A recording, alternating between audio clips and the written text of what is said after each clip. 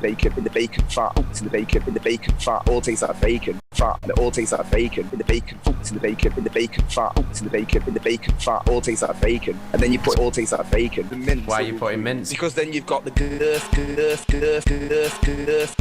That's what you're not getting.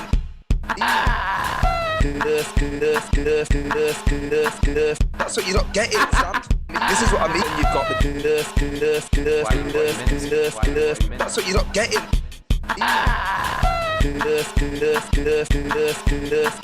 That's what you're not getting, Sam. This is what I mean.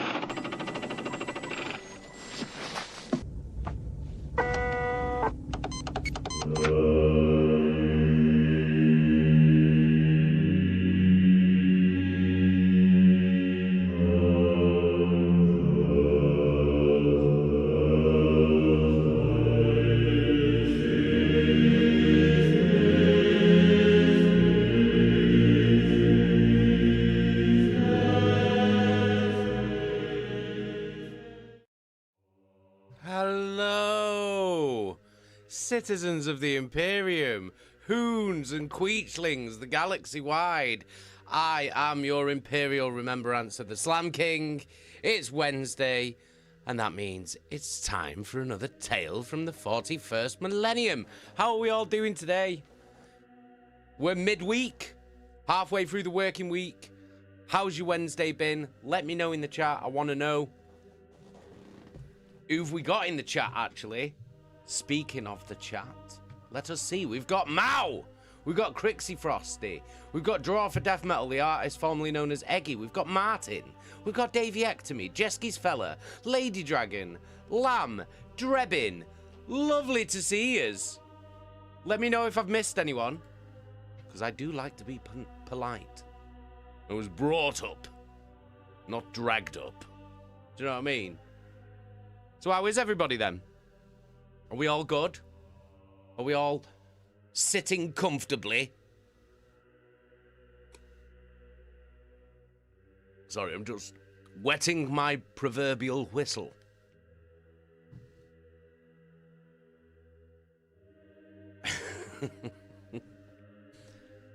So what's everybody been up to this Wednesday then? Mao's just resigned as a tech priest. Have you decided to become a heretic then? Is that what's happened, Mao? Have you now become a heretic? You are no longer praising the Omnisire. Davey Ectomy, you getting nervous and excited? Is this for a job interview? Martin's last day in work, heading home for 4 days off. Beautiful. Lovely stuff. Ooh, pardon me, por favor. Start the stream off with a little bit of German for you. That's nice, that 4 days off, Martin. Nice long weekend, that.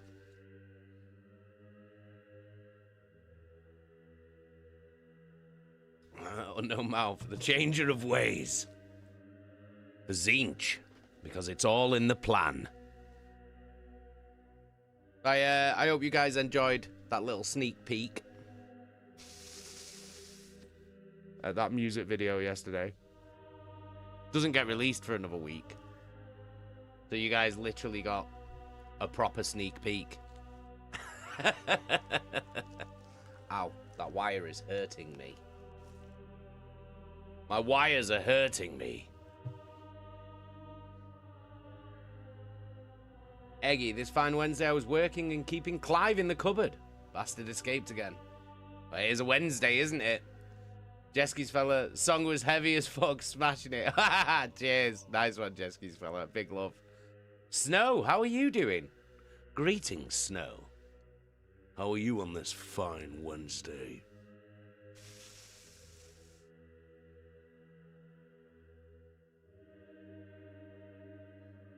Had another busy day today. Editing vocals. Doing me little trips to the post office for Scarlett, because she can't go because she's in school. I've been running errands for Scarlett, basically. That's what I've been doing. Drebin, staying deadly. Like a tug eye with a Crown Royal cola. Crown Royal, eh? Nice Crown Royal. Oh. So, we're up to Chapter 13 this week.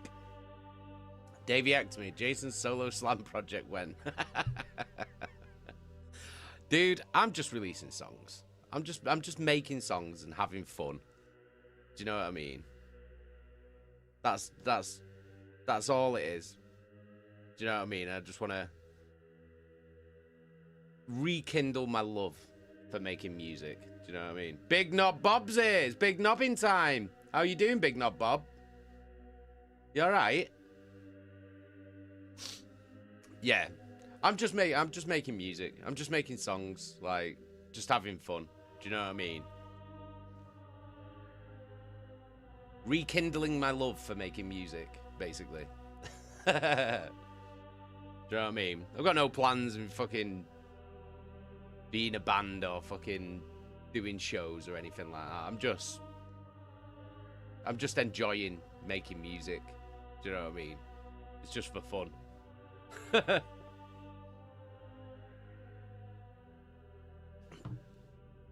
Big Knob Bob's doing awesome. How about myself? I'm doing good. I'm doing good. Really good. I'm buzzing that everybody liked that song yesterday, so that's good. That's awesome.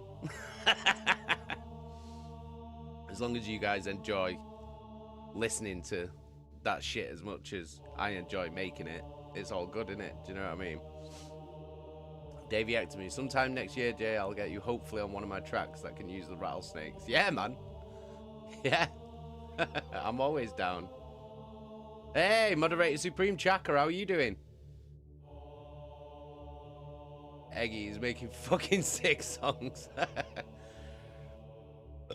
Ooh, por favor again. This is Pepsi Max Cherry. That's the only soft drink I drink now, you know. You know, I just used to drink like full sugar Coca-Cola all the time. Now I don't have any sugar. That's all. Lamb, enjoy the freedom to do whatever after all that time doing what you did. Yeah, exactly. I'm just doing what I want to do. Do you know what I mean? Which is have fun. Like I just want to do fun shit. Big Knob Bob, absolute cinema.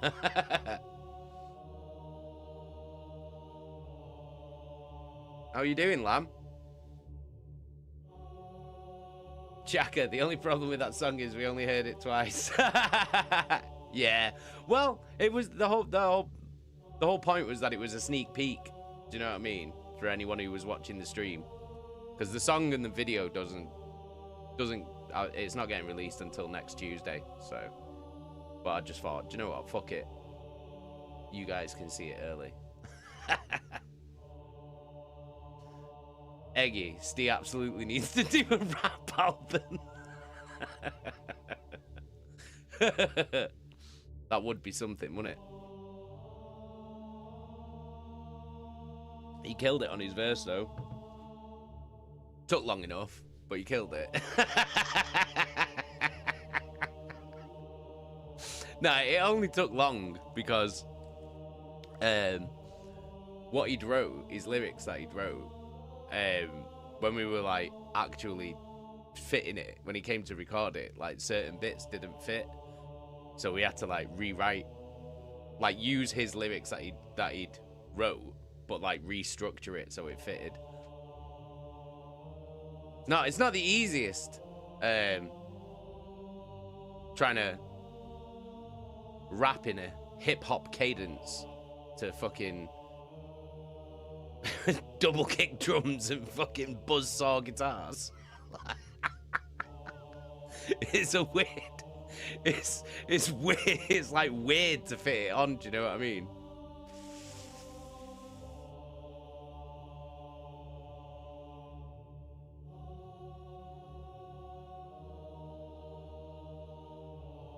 Lamb, the pain's getting worse, but hopefully since it's day 2, we'll start some... Oh, shit!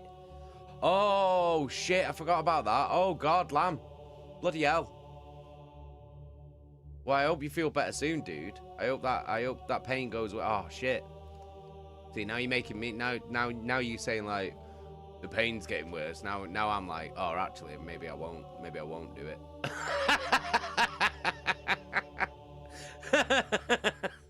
Do you know what I mean? now you're making me fucking have second thoughts now.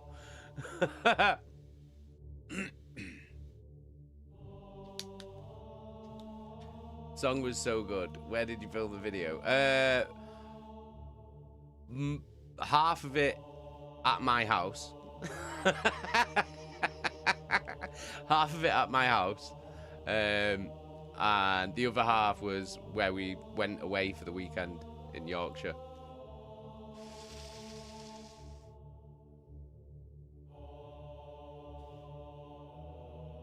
Big Knob Bob. I always found that writing lyrics is the hardest part for me.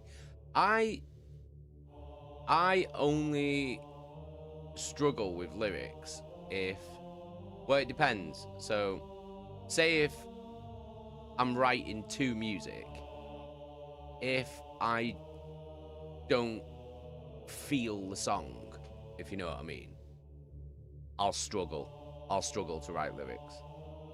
If I'm just writing lyrics with no music, I'd have to feel that creative thing. It has to be something that I care about. Do you know what I mean? Like back in the day, like when I was doing the first album and stuff, it was like the whole point of it was to be as disgusting and like horrible and offensive as possible. So there was a goal with that. Do you know what I mean?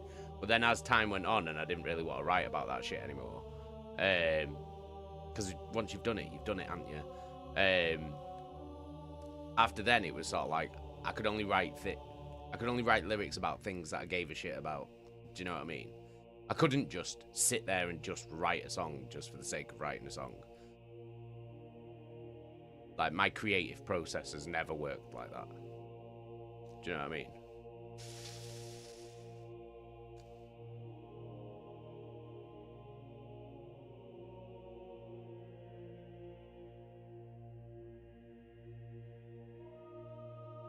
Eggy, Steve needs to rap like Archspire songs. He yaps that fast. Yeah, he does. When he starts fucking waffling, you can't understand a word he says.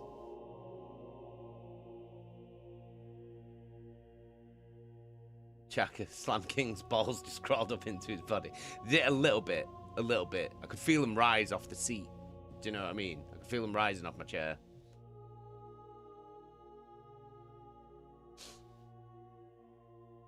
But yeah, Lamb, I hope you heal quickly. I hope you're not in pain for too long, mate. Aviectomy, where only God's made treads S tier lyric writing. Oh, cheers, mate. Cheers. It was me and Sam wrote a lot of that album lyrically. So it's probably my favorite. It is my favorite album of the ones that I did. I think it's the best one. Definitely. Right.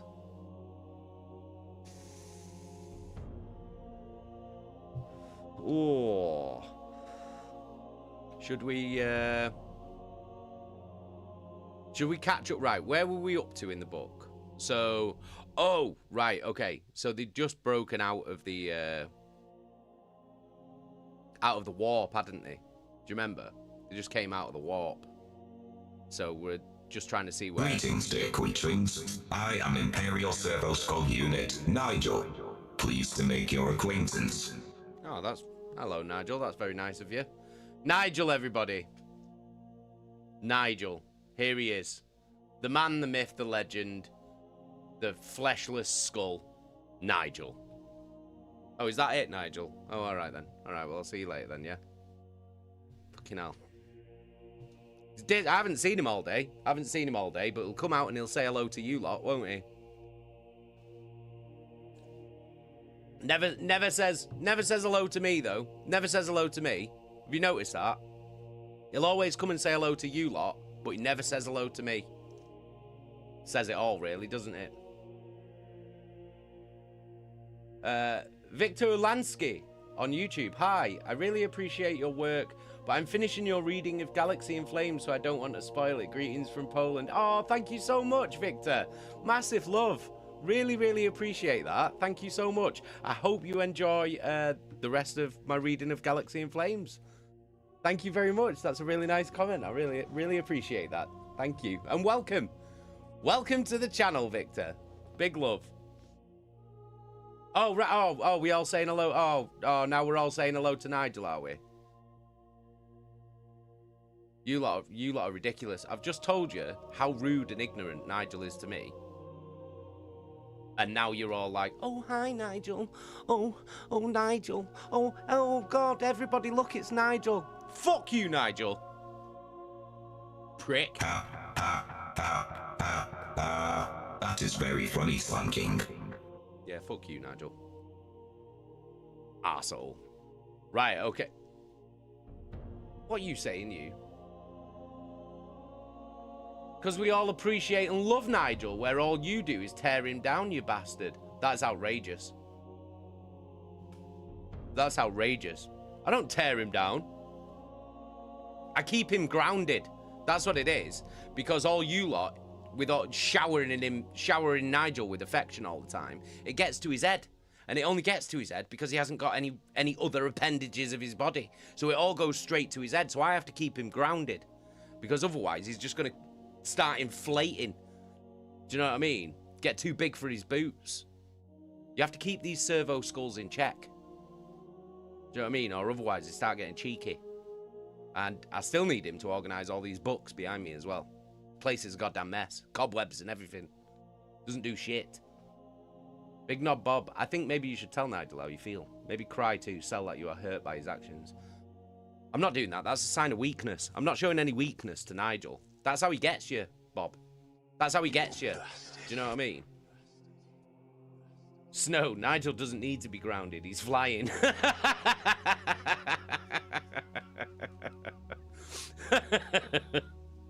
Right, okay. Let's crack on with this book, shall we?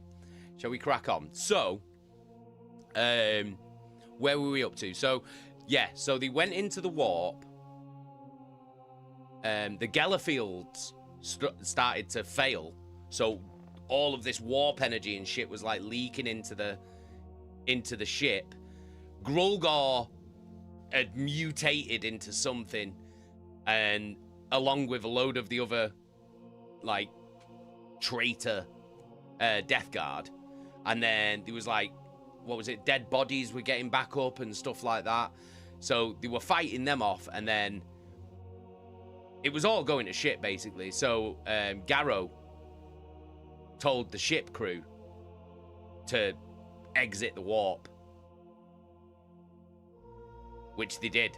But they said, like, you know, if we exit the warp now, we'll have no idea where the hell we are or what's going on. And Garrow's just like, just do it, do it, do it, do it. So they exited the warp, and as they exited the warp, all of these, like, mutated Death Guard Space Marines, including Grulgor, all just faded away. Victor Ulansky has just subscribed on YouTube. Massive love. Thank you so much, Victor. Huge love. Really, really appreciate that. Thank you very much.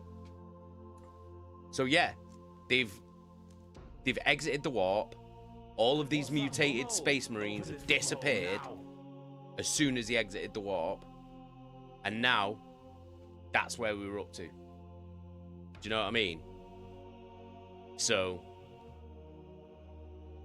they have no idea, like, I'm assuming they're going to have no idea where the hell they are.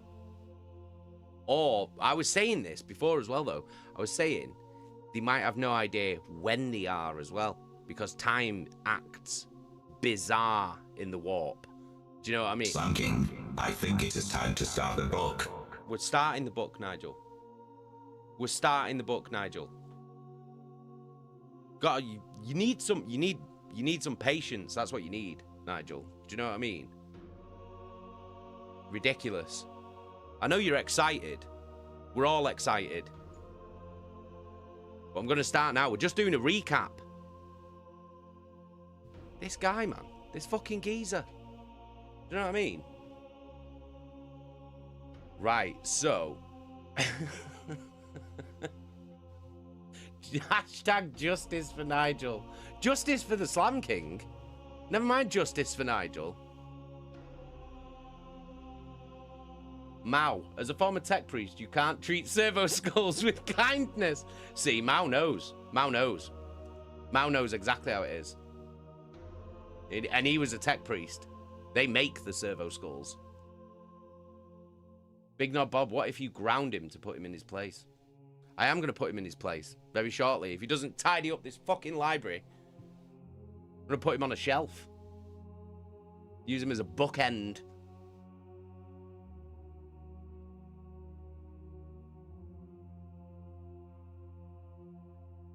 Snow. Oh, remember we got a bit past that and Garrow talked with Keeler. You are completely correct.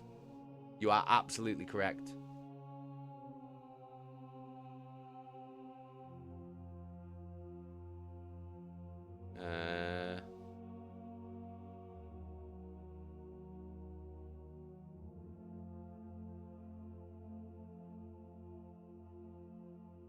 Right, yeah, right. No, you are correct.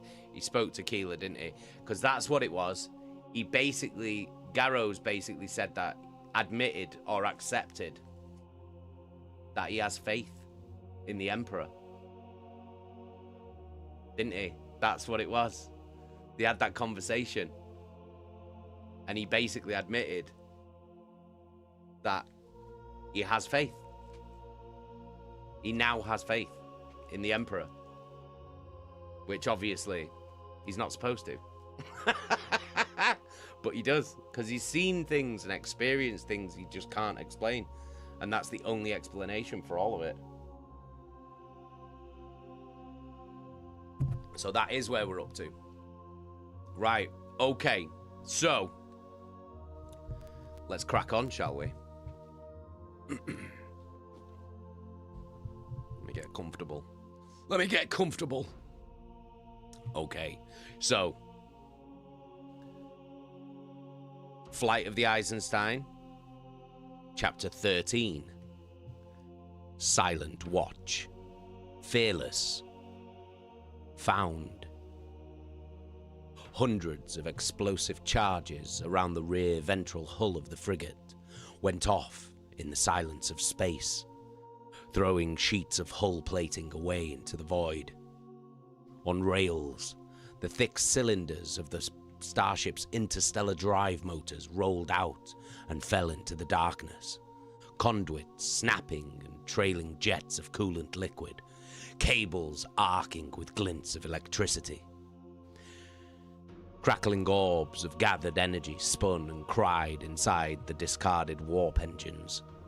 Power that would normally have been channeled into ripping a doorway to the Imperium had no point of release, and now it had churned about itself, faster and faster, spiraling towards critical mass. The Eisenstein leapt away on rods of glittering fusion fire, leaving behind the parts of itself that she had cut loose. As the flexing gravitational output of the warp drives drew the drifting modules together, they sent out whips of brilliant blue-white lightning that lashed blindly, snapping at the frigate's heels. Her void shields glowed, but held firm. The true test of them would come in a few seconds. The engine cores began to melt and deform. The power inside them groaned to such capacity that it was a self-fulfilling reaction, drawing potency from the differential states between the dimensions of the warp and the common vacuum of real space. Circular sheets of exotic radiation, visible through the entire through the entire spectrum, radiated out of the lumpen cluster of matter and energy.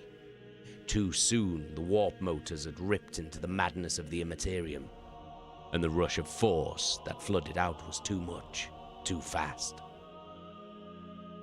The reaction collapsed inwards, The jettisoned hull panels and slagged metals, dust and specks of free-floating hydrogen molecules. The very space around it folding in a final desperate trawl to fuel itself.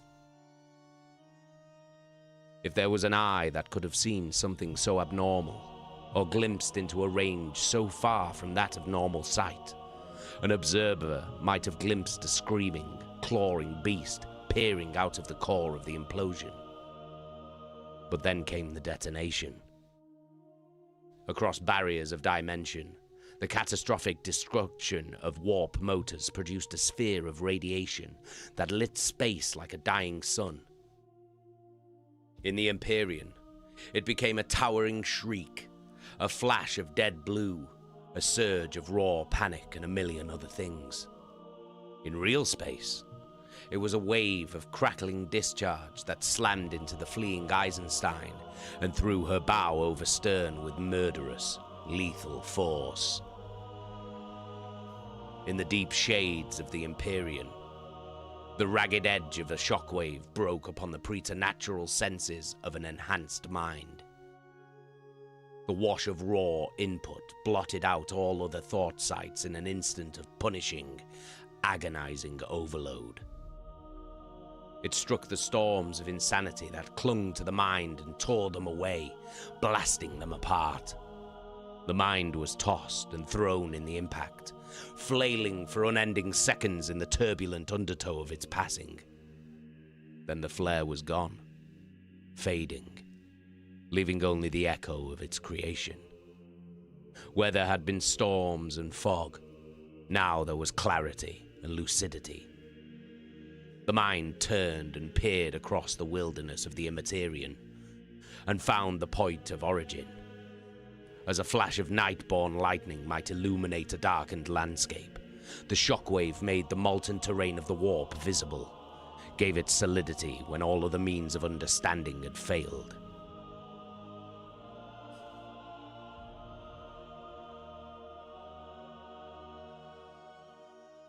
Suddenly, paths that had been concealed were clear and discernible.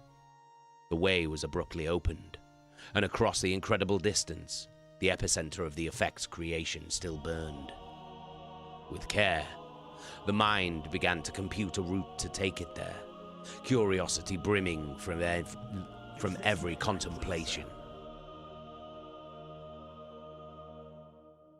Garrow put down the electro quill and ran his gaze down the text rendered on the flat, glassy face of the data slate.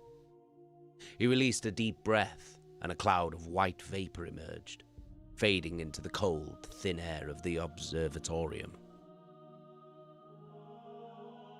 Everything in the chamber was covered in a thin patina of hoarfrost. The steel stanchions and the wide sweeps of the windows painted with patches of white. In the shockwave of the warp flare, several power mechanisms already stressed by the headlong escape from the Istvan system failed entirely, and whole decks of the frigate were without life support. Kaya had closed the flying bridge and moved the command crew to a secondary control pulpit, leaving the upper deck to go dead and dark. Moment by moment, the Eisenstein was becoming a frozen tomb. "Captain," Cruz said, coming into view, lit by the dull glow of the starlight through the frosted armor glass. "You summoned me?" Garrow showed him the data slate. "I want you to witness this." Nathaniel removed his gauntlet and pressed the commander's signet on his left forefinger to a sensor plate on the slate's case. The device chimed, recognizing the unique pattern of the ring and the gene code of the wearer. He passed it to the Lunar Wolf, and the old warrior paused for a moment, reading what was written there. "A chronicle? Perhaps it would be more accurate to think of it as a last will and testament." 1 second.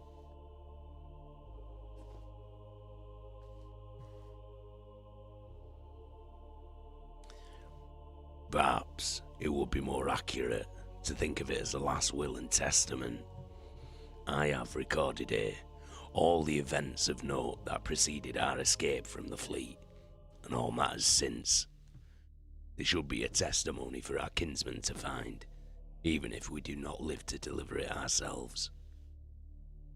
Cruz snorted and mirrored Garrow's actions, sealing the contents of the slate with a touch from his signet. Planning for the worst. First that boy Sendek and now you? Death Guard by name, dour by nature, is it?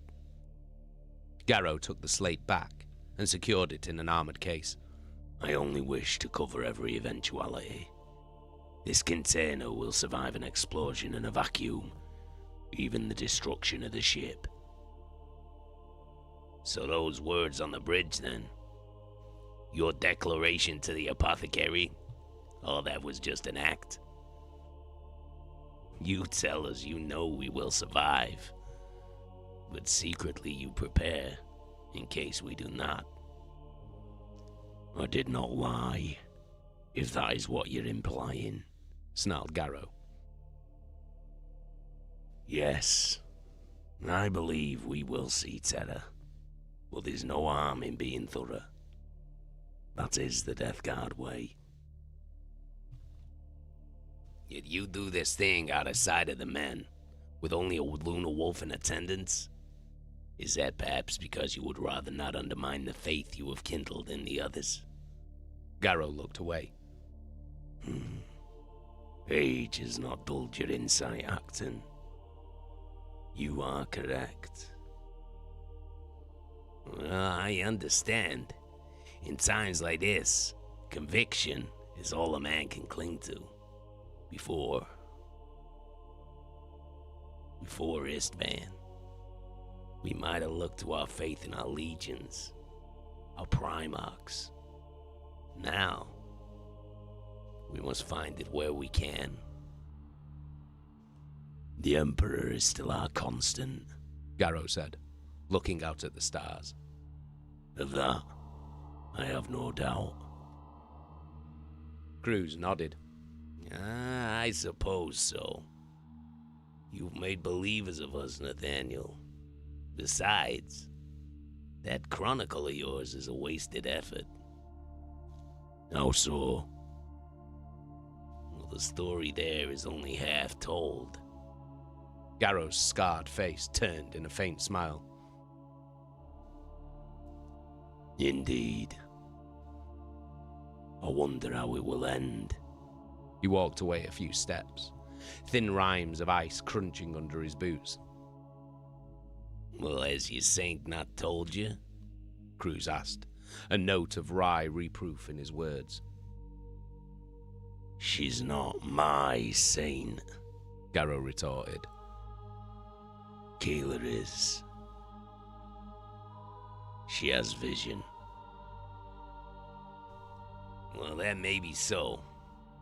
Certainly enough of the crew seem to agree.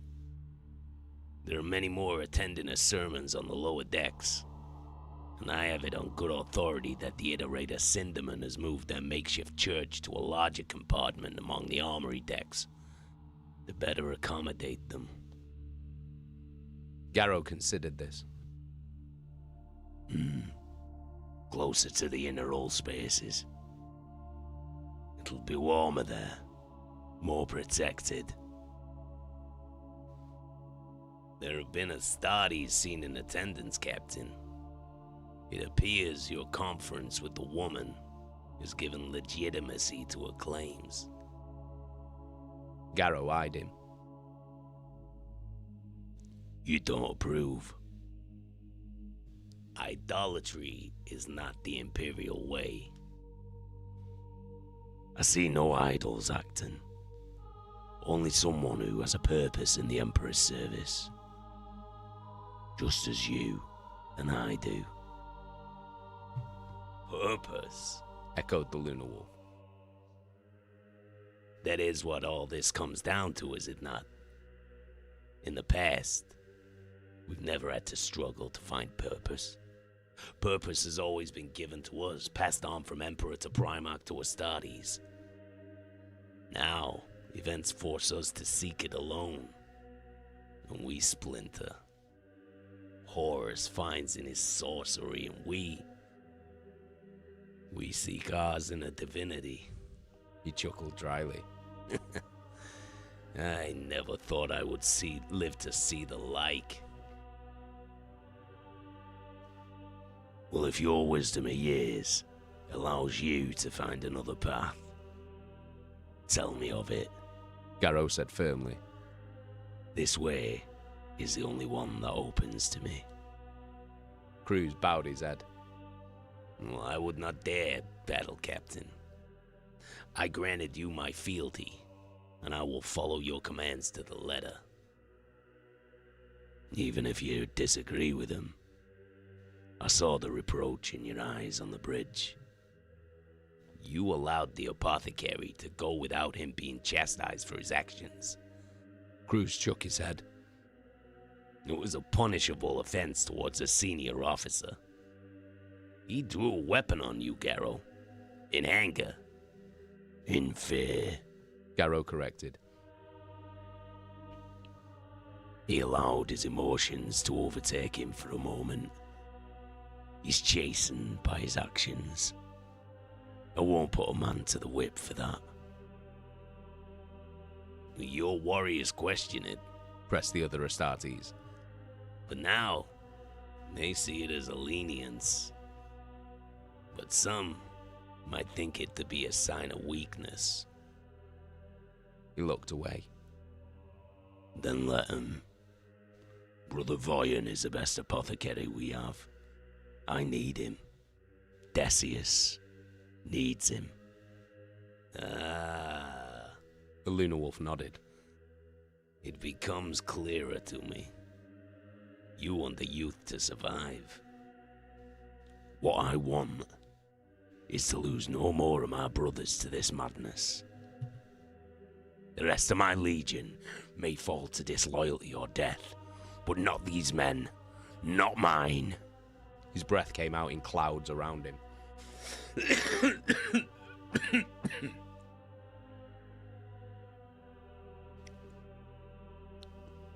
Mark me, Acton Cruz. I will not have the Death Guard become a watchword for corruption and betrayal. There was a note of genuine pain in the old warrior's words as he looked down at the power armor he wore, still bearing the altered colour scheme of the Sons of Horus. Good luck in that, kinsman, he said quietly. For me, I fear that moment has already passed. Power routed to the valetudinarium from other sections of the Eisenstein ensured that the infirmary was kept at a functional level. Garrow was aware that Voyan had initiated a move of all but the most badly injured patients to the deeper levels of the ship, in towards the core of the vessel.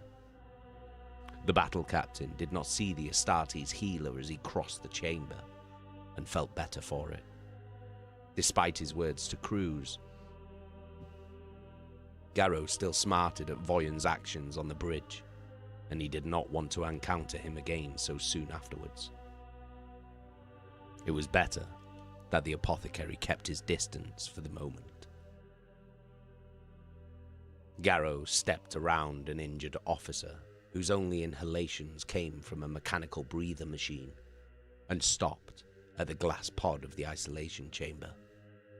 With care, Garrow took his helmet. The repairs upon it were still visible, unfinished spots where paint had yet to be applied, and sealed it to the neck ring of his armor.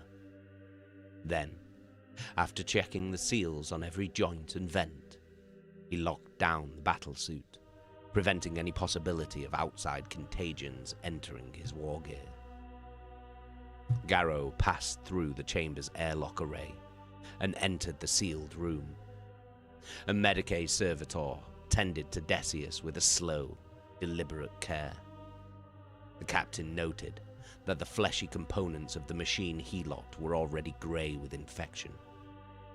Voyan's reports noted that 2 servitors had died already from slow exposure to whatever poison Grulgor had poured into the youth's wound. It was a testament to the potency of the Astartes' biology that Decius was not dead a dozen times over. Inside the armor, Garrow would be safe, and the stringent purification systems of the isolation chamber would stop any contamination following him out. He had no doubts that the chance of infection still existed, but he would risk it. He had to look the lad in the eye. There, on the recovery cradle, Solon Decius lay stripped of his power armor and swaddled in a mesh-like covering of metallic probes and Narthesia injectors. The wound, where Grulgor's plague knife had cut him, was a mess of pustules and livid flesh on the verge between bilious life and necrotic death. It refused to knit closed, bleeding into a catch bowl beneath the cradle. Portions of Decius's skin were missing where the Medicae had plugged feed ducts and mechadendrites directly into the raw nerves. A forest of thin steel needles colonized the thick hide of the black carapace across his torso. Thin, white drool looped from Decius's lips, and a pipe forced air into his nostrils with rhythmic and mechanical clicks. The Astartes was an ashen rendition of himself, the color of a week-old corpse. Had Garrow seen such a body on the battlefield, he would have cast it onto the pyre and let it burn. For a moment, Nathaniel found his hand near the hilt of Libertas, and Voyan's words echoed in his thoughts. You should consider granting him release.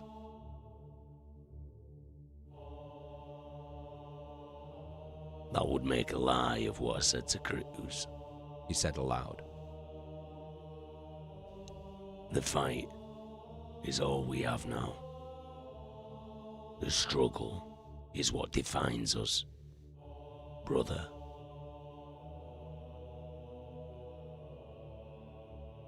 Brother. The voice was so faint that at first Garrow thought he had imagined it, but then he looked down and saw a flicker of motion as Decius's eyes opened into slits. Solon, can you hear me, boy?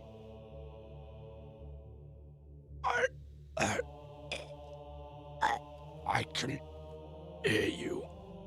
His voice was thick with mucus.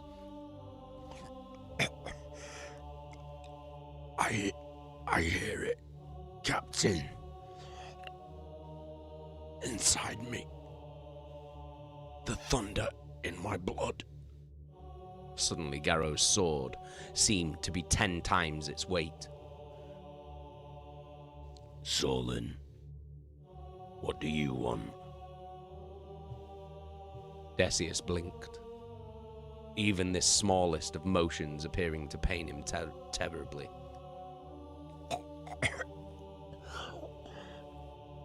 Answers, Lord.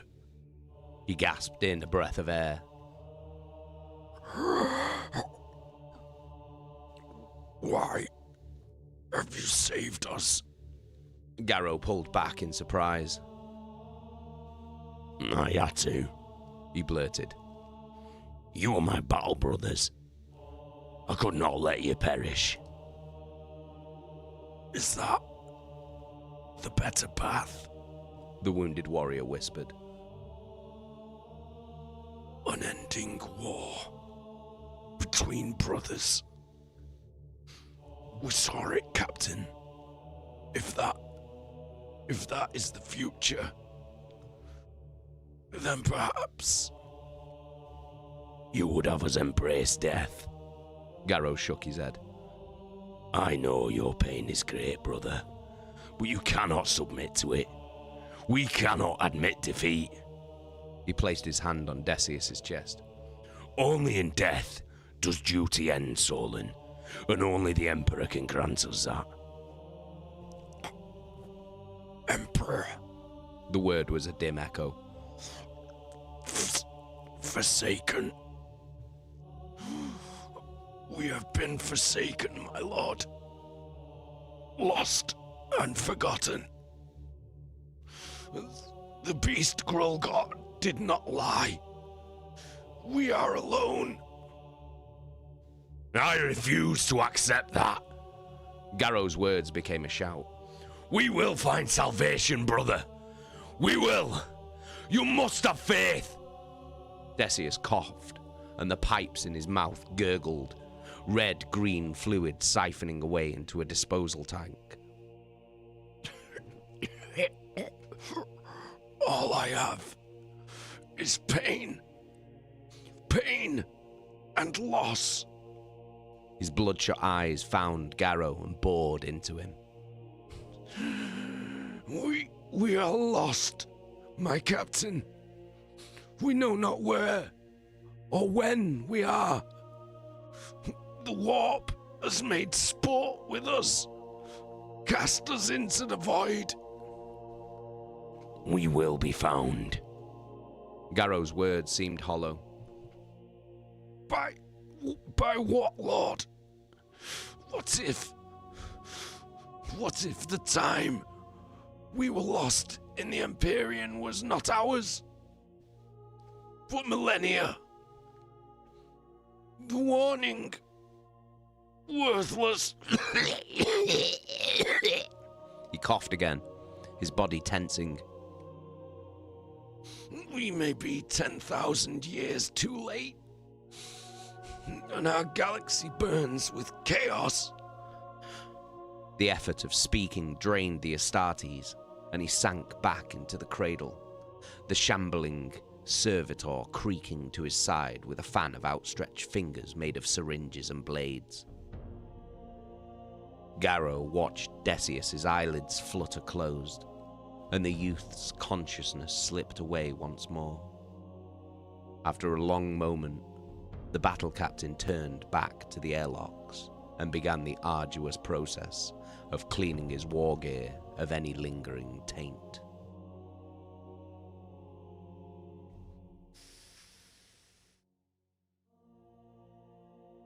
Hey, Trooper.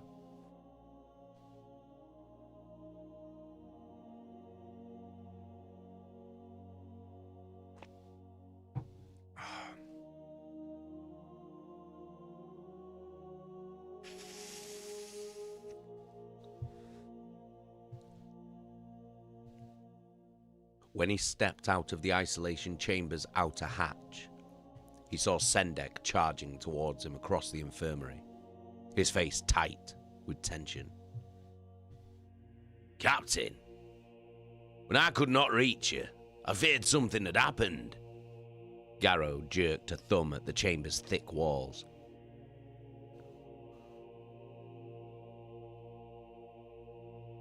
The protective field baffles in there are electromagnetically charged. Vox signals won't penetrate inside. He frowned at the alarm in Sendek's voice. What is it that requires my attention so urgently? Sir, the Eisenstein sensor grids were badly damaged in the shock from the warp flare and the engagement with Typhon. And we have only partial function. Spit it out, Snapped Garrow. Sendek took a breath. The ships, Captain. We've detected multiple warp gate reactions less than 4 light minutes distant. We appear to be moving to an interception heading. He should have felt elation. He should have been thinking of rescue. But instead, Garrow's black mood brought him only imagined terrors and predictions of the worst. How many craft? Mass and tonnage? Sensors gave me only the vaguest of estimates. But it is a fleet, sir. A large one. Horus, Garrow breathed. Could he have followed us? Unknown. Ship's external Vox transceiver's inoperable, so we can't search for any identifier beacons. Sendek paused. It could be anything. Anyone. Perhaps an ally. Perhaps ships on the way to join the War Master's insurrection. Or even Xenos. And here we sit, blind and toothless before him. Garrow fell silent, weighing his options. If we cannot know the face of these new arrivals, then we must encourage them to show it to us. They must have been drawn by the flare. Any commander worth the rank will send a boarding party to investigate. We will allow it, and from there, take the measure of them. At their rate of closure, there's little time to prepare, Sendek noted. Agreed, Garrow said with a nod. These are my orders. Issue weapons to all the crew who know how to use them, and get everyone else into the quartiers. Find somewhere they can be protected. I want Astartes at every entry point, ready to repel boarders, but no one is to engage in hostilities unless it is by my word of command. The armory chambers would be best, mused Sendek. They're heavily shielded. Many of the crew are already there with the women. Garrow's lip curled. Sanctuary in the new church. It seems fitting. He gathered up his bolter.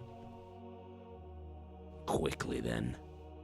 We must be ready to meet our saviors or our assassins with equal vigor. They crowded about the frigate in the manner of wolves circling a wounded prey animal, observing and considering the condition of the Eisenstein. Sensor dishes and listening gear turned to face the drifting warship, and learned minds attempted to discern the chain of events that had led to its circumstances. Chef, how you doing? Daniel, how are you doing? You alright, guys? Vessels that dwarf the Imperial frigate placed hordes of armed lance cannons upon the ship's target silhouette, computing firing solutions and warming their guns in preparation for her destruction. Only one volley, and even then not one at full capacity, would be enough to obliterate the Eisenstein forever. It would only be a matter of a single word of command, a button pushed, a trigger pulled. The fleet moved slowly. Some of its number had counselled for the immediate destruction of the derelict, concerned that the flare it had generated to bring them here might only have been a lure. Even a ship the size of a mere frigate, when correctly armed and altered, could become a flying bomb big enough to destroy a battlecruiser. Others were more curious. How had a human vessel come to find itself out here, so far from the rim of known space? What lengths had driven those aboard it to give up their engines in the vain hope of rescue? And what enemies had wrought the damage that scarred the armoured hull?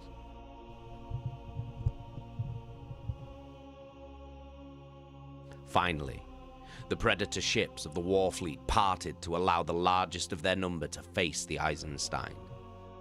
If the frigate was a fox to the wolves of the battleships, then against this craft, it became no more than an insect before a colossus. There were moons that massed less than the giant. It was the clenched hand of a god, carved from a dark asteroid stone, a nickel-iron behemoth pocked with craters and spiked with broad towers that jutted from its surface. At a great distance, the vessel would have resembled the head of a mace, filigreed with gold and black iron. At close range, a city's worth of spires and gantries reached out, many of them glowing with the light of thousands of windows, others concealing nests of weapons capable of killing a continent. Ships like the Eisenstein were carried in fanged docks around the circumference of the Colossus, and as it drifted closer, the sheer mass of its gravity gently tugged at the frigate, altering her course. Autonomous weapons drones deployed in hornet swarms, staging around the drifting craft. As one, They turned powerful searchlights on the ruined hull and pinned the frigate to the black of the void, drenching her in blinding white beams. Eisenstein's name, still clearly visible atop the emerald sweep of her bow planes, shone brightly with a reflected glow. Inside, a handful of souls waited for their fate to be decided. Hacker stepped in from the corridor, a loaded and cocked combi bolter looped over his shoulder on a thick strap. Atomud's decks are all but empty now, Captain, he told Garrow. Vought has rerouted the atmosphere to storage tanks down here.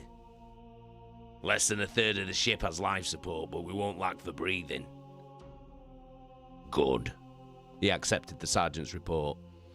The men on the promenade decks, have they been withdrawn? The veteran nodded. Aye, Lord. I left them there as long as I thought I could, but I've pulled them all back now. I had them spying out through the ports. What with the scrying being out of action and all, I thought the eyeballs were better than no watch at all. Quick thinking. And what did they see? Hacker shifted uncomfortably, as he always did when he had no concrete answer for his commander. Garrow knew this behavior of old. Anders Hacker prided himself on providing accurate intelligence to his battle brothers, and he disliked having only half the facts about anything. Sir, there were a lot of ships, and they seemed to be of Imperial lines. Nathaniel's lip curled. After Istvan, that information only makes me more wary, not less. What else? The fleet orbit's a large construct, easily the size of a starfort or larger. The brother who laid eyes upon it told me he'd never seen such a thing before. He compared it to an orc monstrosity, but not so crude. Something pushed at the back of Garrow's mind, a half-remembered comment that chimed with the description. Anything on the Vox? Hacker shook his head. We're maintaining communication silence as you ordered. If whatever's out there is close enough to broadcast on our battle frequencies, they're choosing not to. Garrow dismissed him with a nod. Carry on. We'll wait then. The battle captain crossed back into the wide space of the armory chamber. Partition walls had been hastily opened along the length to allow the ship's complement of survivors to find purchase here. And from where he stood, Garrow saw a sea of figures huddled in the dim glow of emergency biolume lanterns. Many on the edges of the group were armed, and they had the air of desperation upon them. With deliberate care, Garrow went in and walked among them, making eye contact with each of the crewmen just as he would do with his fellow Astartes. Some of the men trembled as he passed them by. Others stood a little taller after the nods he gave them. In all his years of service, Garrow had always thought of the ordinary men of the army as warriors in the same cause as the Astartes, but it wasn't until this moment that he felt anything like kinship with them. Ty, thank you for the follow. Big love. Welcome to the channel. Appreciate you. Today, we are all united in our mission, he mused. There were no barriers of rank or legion here. He came across Kaya, the dark-skinned officer cradling a heavy plasma pistol. Lord Captain, he said thickly. The shipmaster's face was swollen with his injuries from the escape. Esteemed master, Garrow returned. I feel I owe you an apology. Oh? Garrow gestured at the hull walls around them. Well, you presented me with a fine ship, and I have made such a mess of it. You need not comment, my lord, Kaya laughed.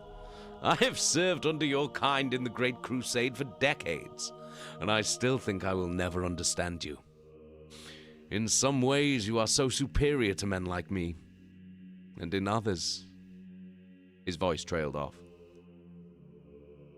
Go on, Garrow said. Speak your mind, Barrick. I think our experiences together allow us to be candid. The shipmaster tapped him on the arm. In some ways, you are like wanton siblings who yearn for a place, for fraternity, but also spark against one another with your rivalries. Like all men, you strive to escape from the shadow of your father, but also to seek his pride. Sometimes I wonder what would happen to you brave, noble lads if you had no wars to fight. When Garrow didn't reply, Kaya's face fell. I am sorry, Captain. I didn't mean to offend you. You did not, Garrow replied. Your insight is, challenging. That is all. He thought for a moment.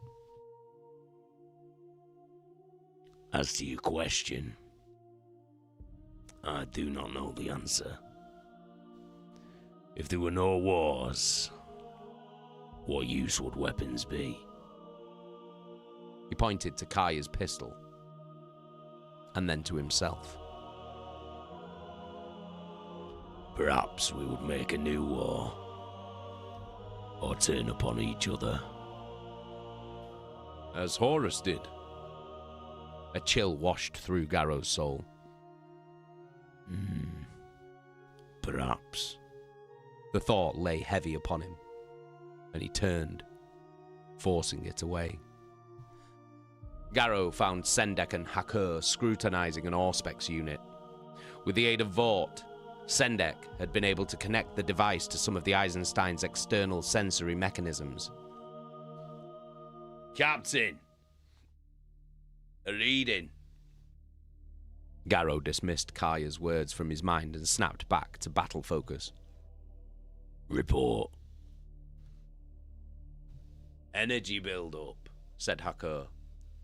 For a second, I thought it might have been a deep scan of the hull, but then it changed. A complex waveform writhed across the Auspex screen.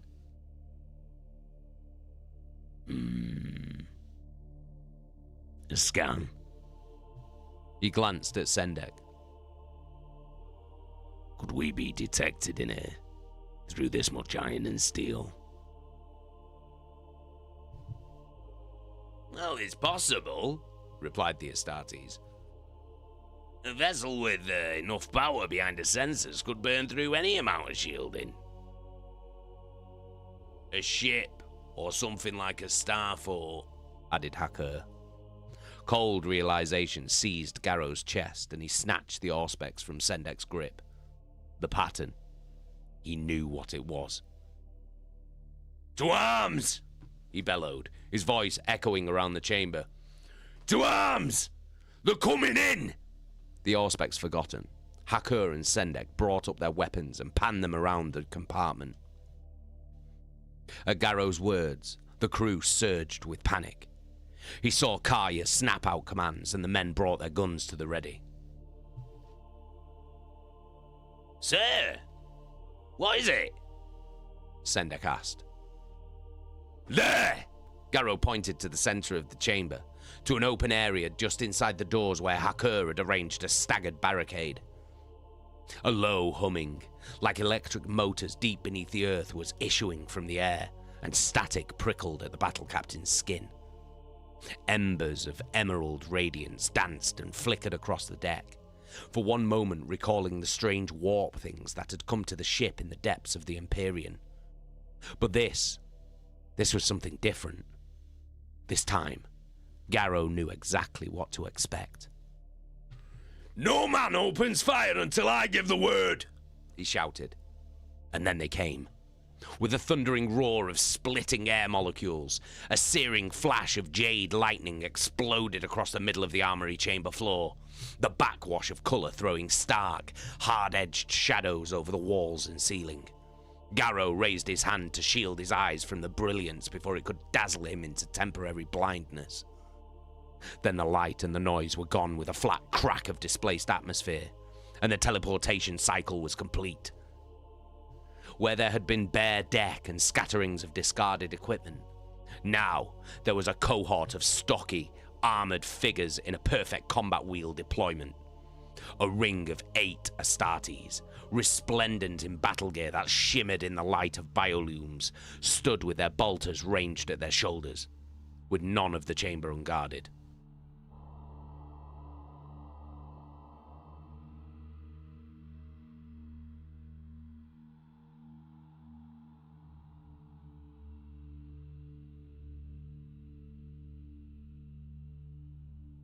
One of them spoke with a voice clear and hard, in the manner of a man used to being obeyed instantly. Who is in command here? Garrow stepped forward, his weapon at his hip and his finger upon the trigger. I am. He saw the speaker now, his head bare. He picked out a hard face, a humorless aspect, and behind him, what was that behind him? You will stand down and identify yourself.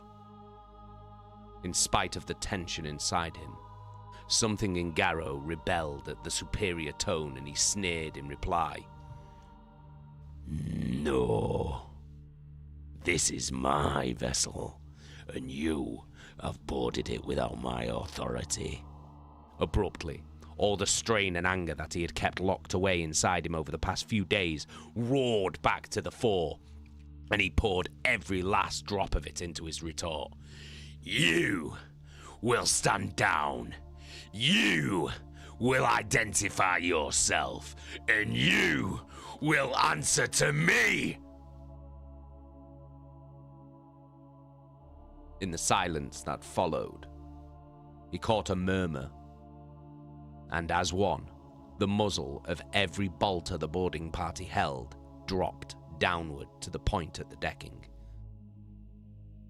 The warrior who had addressed Garrow bowed and stepped aside to allow another figure, the shape he had glimpsed at the center of the group, to step forward. Garrow's throat tightened as a towering shape in yellow gold armor came into the light.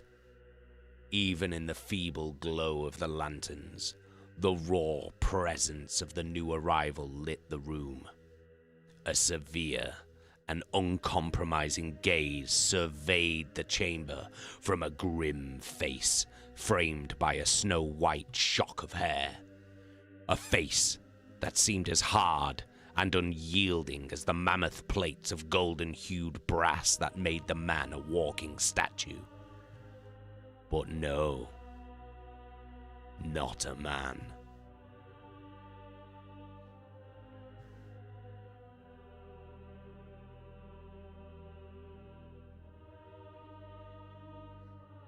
Primarch. He heard the whisper fall from Hacker's mouth. Any other words died, forming in Garrow's throat. He found he could not draw his sight away from the warlord's armor. Like Garrow's, the warrior wore a cuirass detailed with eagles spread over his shoulders and across his chest. Upon his shoulder pauldron was a disc of white gold, and layered to that, cut together from sections of blue-black sapphire, was the symbol of a mailed gauntlet clenched in a defiant threat. Finally, the diamond-hard eyes found Garrow and held him.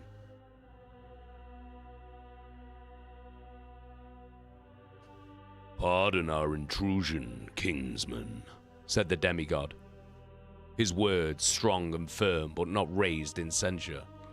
I am Rogel Dawn, master of the 7th Legiones Astartes, Emperor's son and Primarch of the Imperial Fists. He found his voice again. Garrow, Lord, I am Battle Captain Nathaniel Garrow of the Death Guard, commanding the starship Eisenstein. Dawn nodded gently. I request permission to come aboard, Captain. Perhaps I may be of some assistance.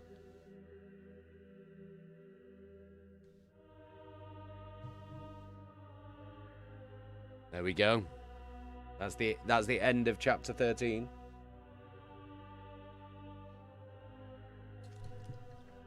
Big Rogel's here. Big Rogel Dawn. Another one of the Primarchs. But is he friend or is he foe?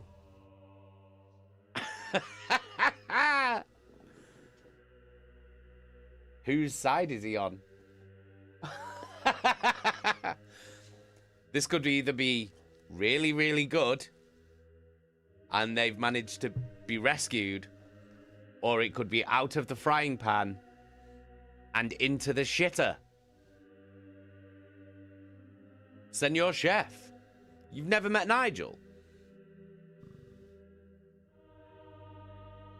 Chef, have you never met Nigel?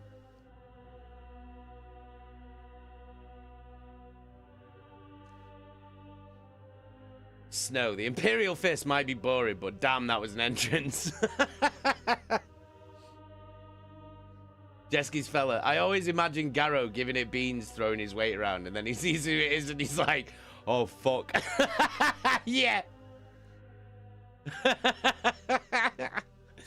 Well, he didn't even notice him, did he? He didn't even notice him until, like, the smoke or whatever clears from the teleportation, and then he just sees this massive shape behind the other Space Marines that have just arrived. He's just like, what the fuck is that? No, you've never met Nigel? I can't believe you've never met Nigel. Nigel! Nigel, come here. Fucking Nigel. Nigel! Come and say hello to Chef. Greetings, dear Queechlings. I am Imperial Servo Skull Unit, Nigel. Pleased to make your acquaintance. Well, there you go. There you go. There you go, Chef. That's Nigel. That's our Nigel. Yeah, so Nigel, we've just met fucking Rogel Dawn. For the Emperor, blessed above all. Alright, lovely. Lovely. Well, that is lovely. Well, see you later, Nigel. Off he fucks again.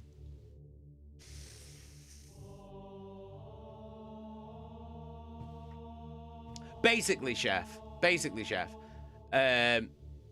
Nigel says hello to everybody. Always says hello to everybody, except for me. I'm like the only person that he doesn't fucking say hello to. And then he just fucks off. Do you know what I mean? It's a fucking joke. It's a fucking joke. He's supposed to be sorting out all the fucking books behind me. He's supposed to be fucking organising that shit. And he's not organised fuck all. He literally does shit all day. And then everyone's in the chat going, ooh, Nigel. Like, that's literally what it is. Everyone's bumming off Nigel. Do you know what I mean?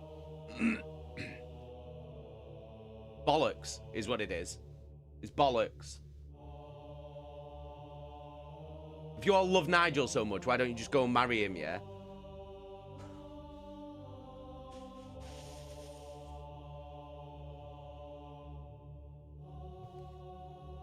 Jesky's fella, to be fair, Nigel was probably a criminal in life, as all servitors were.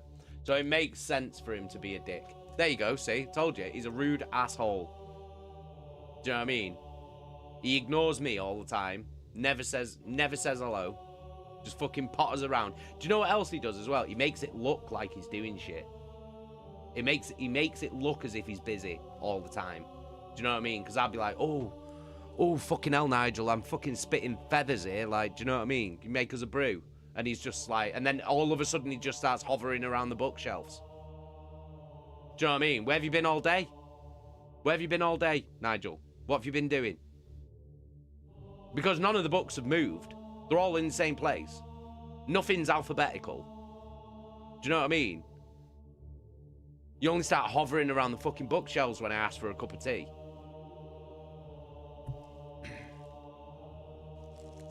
Absolute bollocks it is. And then you've got Eggy over here just going, ooh, Nigel! Nigel! Ooh!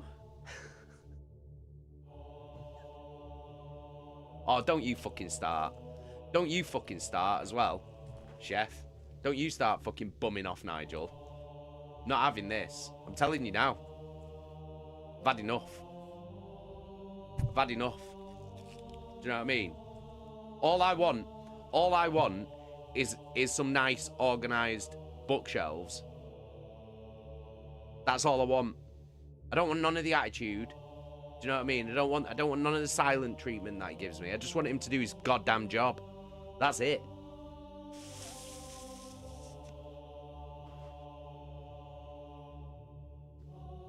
Fucking Nigel. Fucking Nigel, man.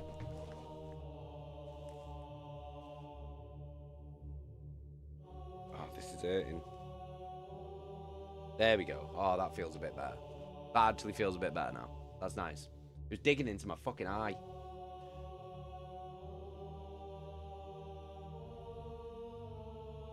Senor Chef. He's the new Slam King.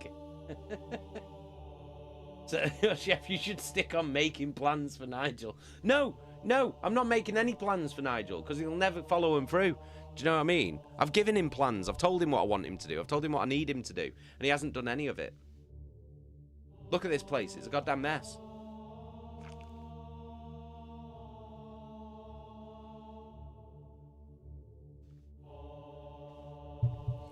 Chaka. Jesky's fella, all servitors were criminals. Pretty much, yeah. Some, though. Do you know what the really shit thing is, though? Some of them were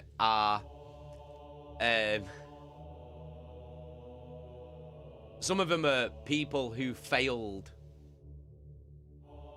being turned into a space marine, into an Astartes. How bad's that? So they weren't even criminals. Their body just couldn't take the genetic transformation into becoming an Astartes. So they're just like, right, okay, we'll just lobotomize you and turn you into a fucking servitor then. How bad's that? Senor Chef, song in the chat if anyone wants to make any plans for Nigel.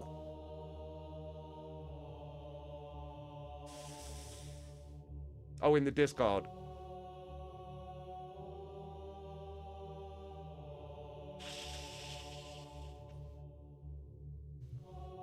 Is that Nigel's theme tune, is it, Chef? Fucking Nigel. An arsehole. He's a lazy bastard. Never does anything.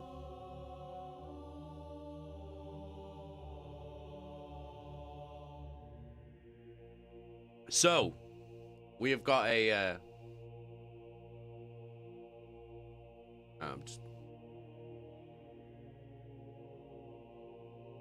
Oh, you're looking busy again, are you, Nigel? Yeah. Cool. So they have been found. So they when they exited the warp and they did that flare. Basically, they killed their own ship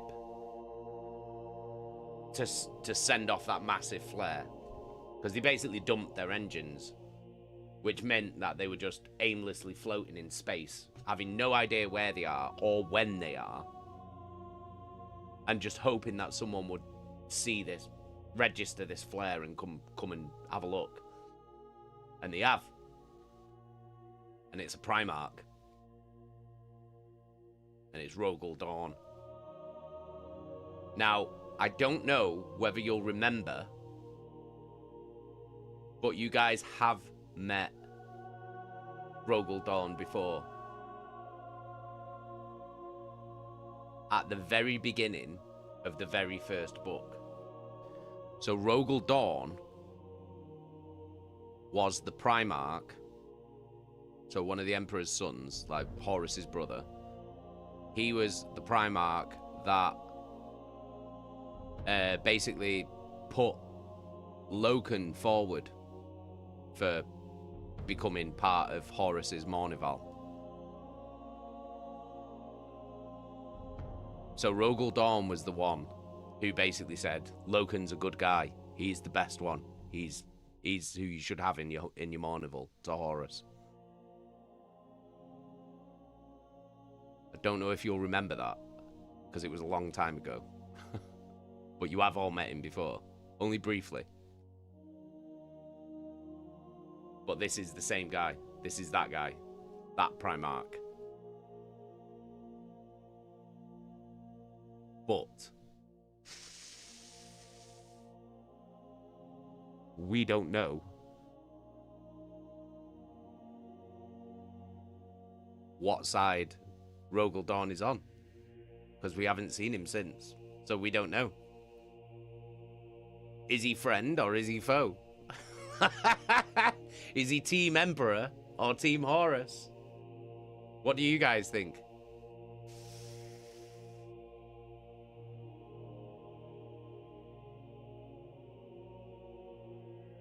Senor Chef, we should do a poll on who wants to watch a whole Wednesday of Nigel narrating. Fuck you. Fuck you. You're not replacing me, Chef. I'm telling you that now. Fuck you. I'm not having that. A fucking... No. No. He's got books to organise.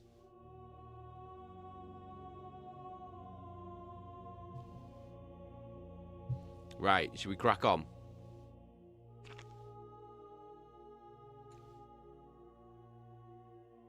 Senor Chef. Primani. Not that Primarch. So in Warhammer, the Primarchs are basically the demigod sons of the Emperor of Mankind. There's like 18 of them. And they all have their own Space Marine Legion that are like descended from their genetic material. Not jizz. Not their jizz, by the way. I don't think it's their jizz, anyway.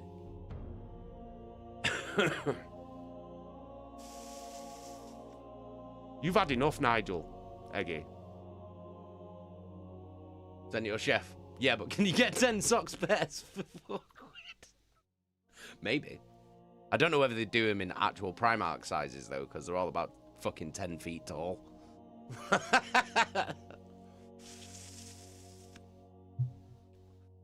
Right, let's crack on. Let's move on into Chapter 14.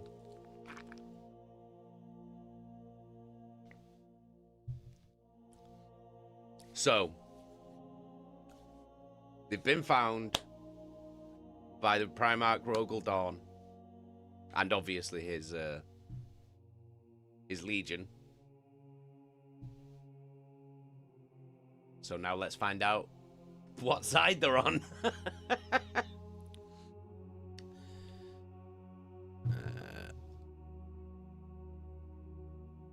Chapter 14. Dawn's Fury. Divinity to terror. The men at the gunnery stations stood in salute as they carried out the orders of the Primarch. Heads bowed, they made the sign of the Aquila across their chests before the commander of the cannonade island on the prow of the fortress placed his hand on the firing lever. The officer paused for a moment and then pulled the massive trigger. 4 high-yield ship-to-ship torpedoes flashed from their firing tubes, thruster rockets igniting to carry them the short distance from the fortress to the frigate.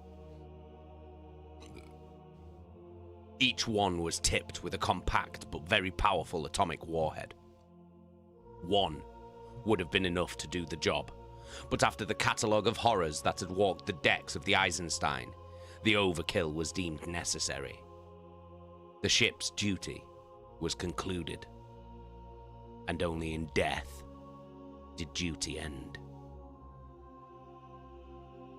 The Phalanx watched the last few seconds of the starship's life unfold. The massive construct, the nomadic home of the Imperial Fist's Legion, was more planetoid than it was space vessel. It stood at silent sentinel over the ending of its smaller sister.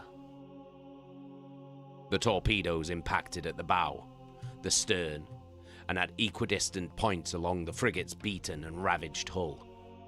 The detonations had been programmed flawlessly, all four rippling into one seamless, silent flare of radiation and light.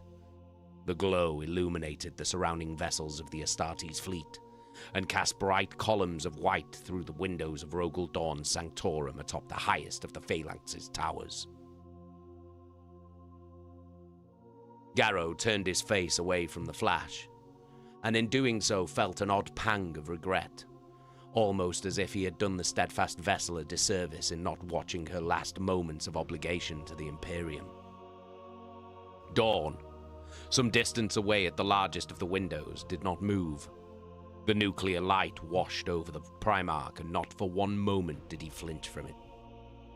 As the flare died away, the master of the Imperial Fists gave a shallow nod. It's done then. Behind him, Garrow heard Eacton Cruz's remark. If any taint of that warp witchery remained, it is as ashes now. The old warrior seemed to stand a little taller now that his power armor had been repainted in the old colors of the Lunar Wolf library. Dawn had raised an eyebrow at the change, but said nothing. Garrow was aware of Barrick Kaya at his side. The shipmaster's face was sallow and drawn, and the Astartes felt pity for the man. Commanders like Kaya were as much as part of their ship as the steel in the bulkheads, and to give up his vessel like this clearly struck him hard. In his fingers, the man held the brass dedication plate that Garrow had seen bolted to the base of the Eisenstein's navigation podium. The ship died well, said the Death Guard. We owe it our lives, and more. Kaya looked up at him. Lord Captain, at this moment I think I understand what you must have felt at Istvan III. To lose your home, your purpose. Garrow shook his head. Barrick, iron and steel, flesh and bone. These things are transient. Our purpose exists beyond them all, and it will never be destroyed. The shipmaster nodded. Thank you for your words, Captain. Nathaniel. He looked up to the Primarch and bowed low. If I may take my leave. Dawn's adjutant, the Astartes captain from the boarding party, answered the question. You are dismissed. Kaya bowed again to the Astartes and made his way out of the wide, oval chamber. Garrow watched him go. What is to become of him? Cruz wondered aloud. New roles will be found for the survivors, replied the captain. His name was Sigismund, and he was a sturdy, thick-set man, hair a dark blonde with a patrician face that echoed the same austere lines as his liege lords. The Imperial Fists have a large fleet, and able crew are always prized. Perhaps the man can be put to use as an instructor. Garrow frowned. An officer like that needs a ship under him. Anything else would be a waste. If only we could have taken the frigate in tow, perhaps. Your recommendation will be noted, Battle Captain. Dawn's voice was a low thunder. I am not usually given to explaining myself to subordinate ranks. But as you are of the Brother Legion, and your disciplines differ from that of my sons, I will make this exception. He turned and looked at Garrow, and the Death Guard did his best not to shrink beneath the steady attention. We are not given to waste time with ships that are wounded and unable to keep up with the phalanx.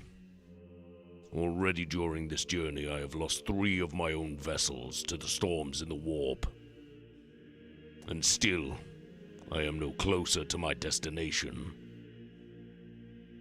Terror, breathed Garrow. Indeed. My father bid me to follow him back to Terror in order to lend my arm to the fortification of his palace and the formation of a Praetorian Aegis. But with the aftermath of Ulanor and all that came from it, we were waylaid. Garrow felt rooted to the spot. The same tense awe he had felt before Mortarion and in the Lupercal's court, holding him in a tight embrace. It seemed so strange to hear this mighty figure speaking of the master of mankind as any common son would talk of his parent. Dawn continued. We left my brother Horus, intent on making that voyage at long last, only to once more find the universe conspiring against us. Garrow failed to keep a glimmer of unease from his face at the mention of the War Master's name, and he was aware that Sigismund noticed it. Garrow knew from talk aboard the Endurance that the Imperial Fists had departed the 63rd Fleet some time before the Death Guard had arrived from the Jorgal assault mission. In his years in the Legion, he had never shared the battlefield with the Sons of Dawn, and knew of them only by their standing with the other legions. Fierce warriors and masters of siegecraft, it was said that the Imperial Fist could hold any citadel and make it impregnable beyond the reach of any enemy. Garrow had seen their work firsthand in the design of fortresses built on Helica and Zophos world. What he had heard of them appeared to be accurate. Dawn and his men seemed as rigid as the castle walls. The storms, ventured Nathaniel. They almost claimed our lives. Sigismund nodded. If you will permit me to comment, Lord, I have never seen the like. The tempest came upon us the moment we took to the Imperium, and it rendered the careful routes of our navigators useless. Whatever waypoints we had turned to sand and disintegrated. The finest of the Navis Nobilite, and they were reduced to the level of blind children flailing in a featureless desert. Dawn stepped away from the window. This is how we came to find you, Garrow. The storms ringed in us a disordered region of the warp, put us in the maddening stillness of their eye. The phalanx and her fleet were becalmed. Every ship we attempted to send beyond the storms was torn. A tiny flicker of grim irony crossed the Primarch's face. The Imperium besieged us. You saw his flare, said Cruz. Across all that distance. And you saw it? A bold risk, allowed the Primarch. You could not have known that there would have been anyone within range to glimpse it. I had faith, Garrow replied. Dawn studied him for a long moment. as if he were going to question the captain's words, but instead continued on. The shockwave from the detonations of the drives disrupted the patterns of the storm barrier. The energy of the flare allowed our navigators to get their bearings once more. He inclined his head. We owe you a debt, Death Guard. You may consider it repaid by our rescue of your ship's crew. My thanks, my lord. Garrow felt his gut tighten. My only wish is that the events that brought us to this place had not come to pass. You preempt my questions, Garrow. Now you understand how I came to your aid. It is your turn to illuminate me. I would have you explain why a lone Death Guard warship found itself in the uncharted territories, why signs of battle against Imperial guns lay upon her, and why one of your battle brothers lies in my infirmary, racked by an illness that confounds the very best of my legion's apothecaries. Garrow threw a look at Cruz for support, and the veteran nodded back to him.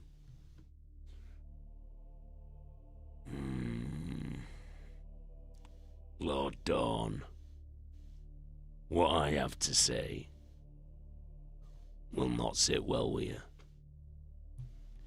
And at the end of the telling, you may wish that you had not asked for it.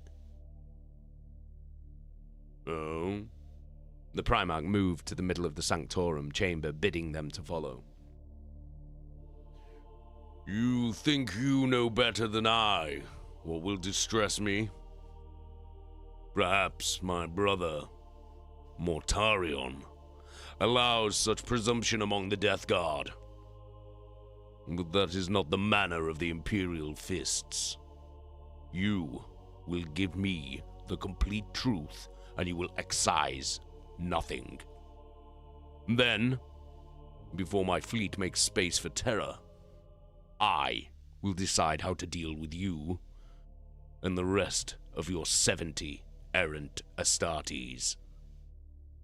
Not once did Dawn raise his voice or show even the slightest fraction of aggression behind his orders.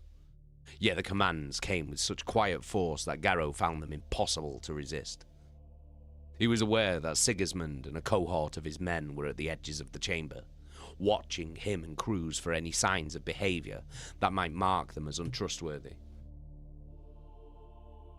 Very well, my lord, he replied.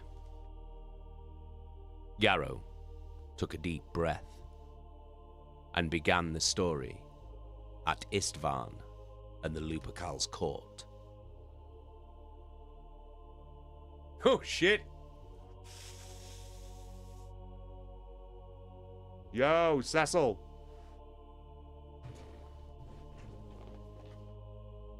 You alright, Cess? Big Cess?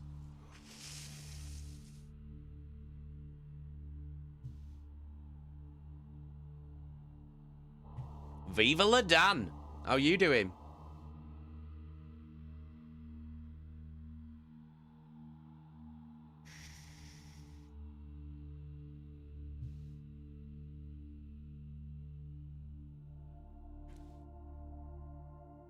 Right, so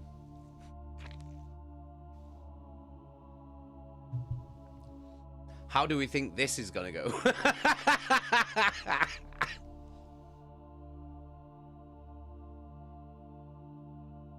Damn, the crotch goblins are in bed now, so I'm relaxing, whatever the fuck that is. Cecil, right, I'm gonna dip before spoilers. Alright, brother. Alright, take it easy, man. Catch up before next week's.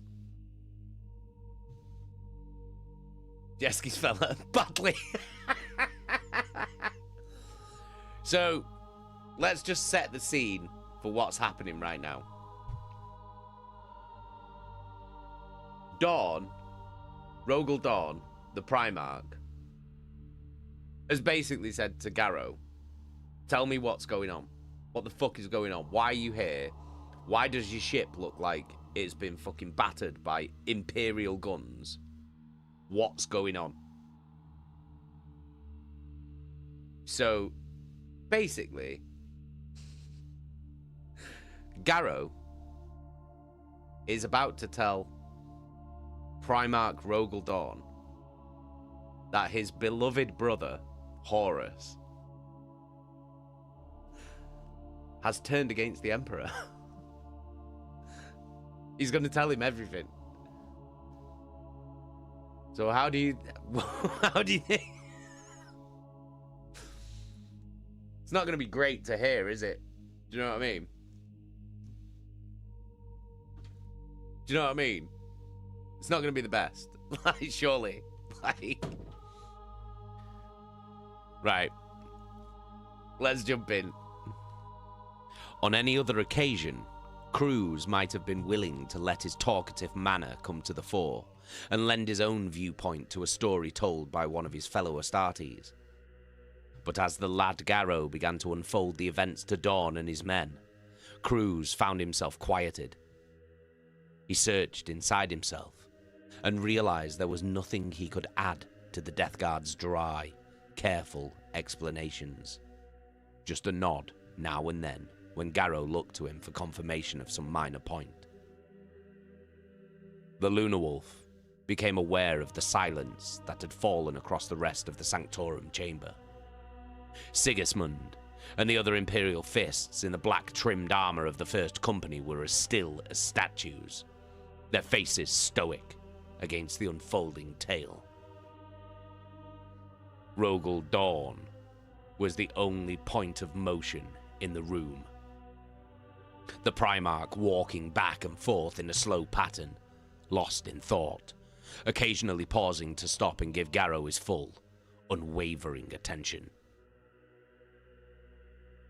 It was not until Garrow reached the moment of Eidolon's orders to kill Saul Tarvitz and his refusal to obey that Dawn spoke again.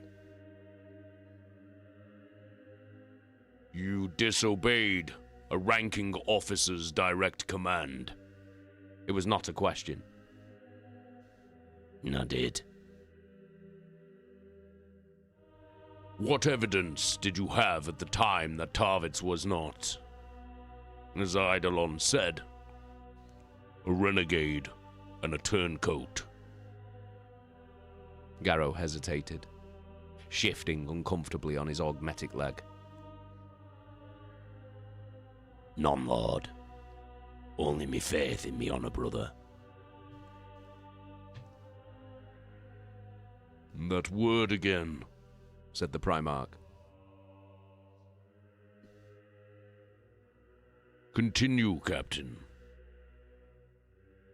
Cruz had heard second-hand from conversations with Sergeant Hacker of the firefight on the Eisenstein's gun deck. But it was only as Garrow relayed it that he found a true sense of it. The Death Guard balked at the repeating the seditious declarations of Commander Grulgor. And when Dawn ordered him to, a new tension emerged across the room as he finally gave voice to them. Cruz saw anger pushing at Sigismund's lips. And finally, the captain spoke. I cannot hear this without answer. If this is true, then tell me how the War Master allowed Death Guard and Emperor's children alike to make these plays for power under his very nose. The unsanctioned virus bombardment of an entire world? The execution of civilians? How did he become so blind overnight, Garrow? He was not blind, said Garrow grimly. Horus sees only too well. He looked the Primarch in the eye. Lord, your brother is not ignorant of this duplicity. He is the author of it, and his hands are stained with the blood of men from his own legion, from mine, from those of the World Eaters, and the Emperor's children as well. Dawn moved so quickly that Cruz flinched, but the master of the Imperial Fist was not coming for him. There was a crack of sound and Garrow fell away, skidding back across the bright blue marble of the Sanctorum's flooring. Cruz saw Garrow hover on the edge of unconsciousness, a livid bruise forming on his face. With care, the Death Guard blinked back to wakefulness and worked at resetting his jawbone. For even daring to think of such a thing in my presence, I should have you flogged and then vented to the void, growled the Primarch, every word a razor. I will not hear any more of this fantasy. You must, Cruz blurted, taking half a step forward. He ignored the ratcheting of slides on the bolters of Sigismund's men. You must hear him out. You dare to give me an order? Dawn faced the old warrior. A relic who should have been retired centuries ago. You dare to do so? Eacton saw his opening and took it. I do. And furthermore, I know that you will. If you truly thought that Garrow's words had no value, then you would have killed him where he stood. He moved to help Garrow to his feet.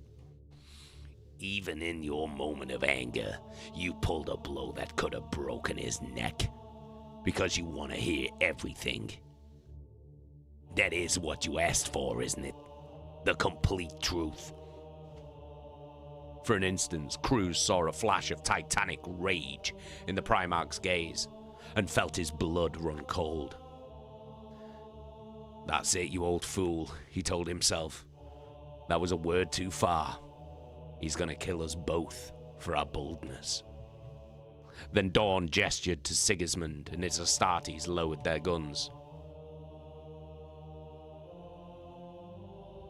Speak, he told Garrow. Tell me it all. Garrow fought down the giddiness and pain. Dawn was so fast. Even in that tonnage of armor, he was lightning. Had he intended real harm against him, Garrow knew that he would never have seen it coming. With care, he swallowed and took a painful breath.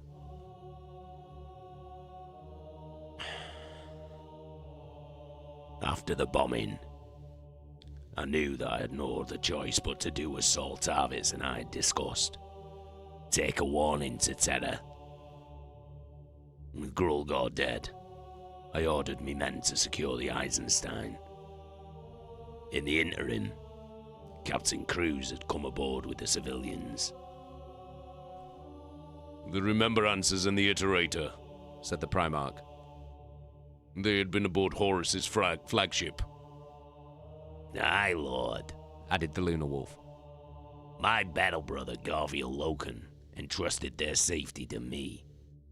The girl, Keela, she, He paused, marshalling his thoughts. She, suggested that Captain Garrow could help us. Loken, said Sigismund. My lord, I know him. We met aboard the Vengeful Spirit. Dawn glanced aside. What was your measure of him, First Captain? A Chthonian, and all that entails, with a strong spirit if a little naive. He seemed trustworthy, a man of principles. The Primarch absorbed this. Continue, Garrow. Nathaniel ignored the tension in his jaw and relayed the details of the signal sent to Typhon and the Eisenstein's pursuit by the Terminus Est. Then the catastrophic voyage through the warp. There was a moment where one of Sigismund's men had made a derisive noise under his breath as Garrow described the freakish revivification of Grulgor's dead men, but Dawn silenced that with a hard look. There are stranger powers that lurk within the Imperium than we may know, the Warlord said darkly.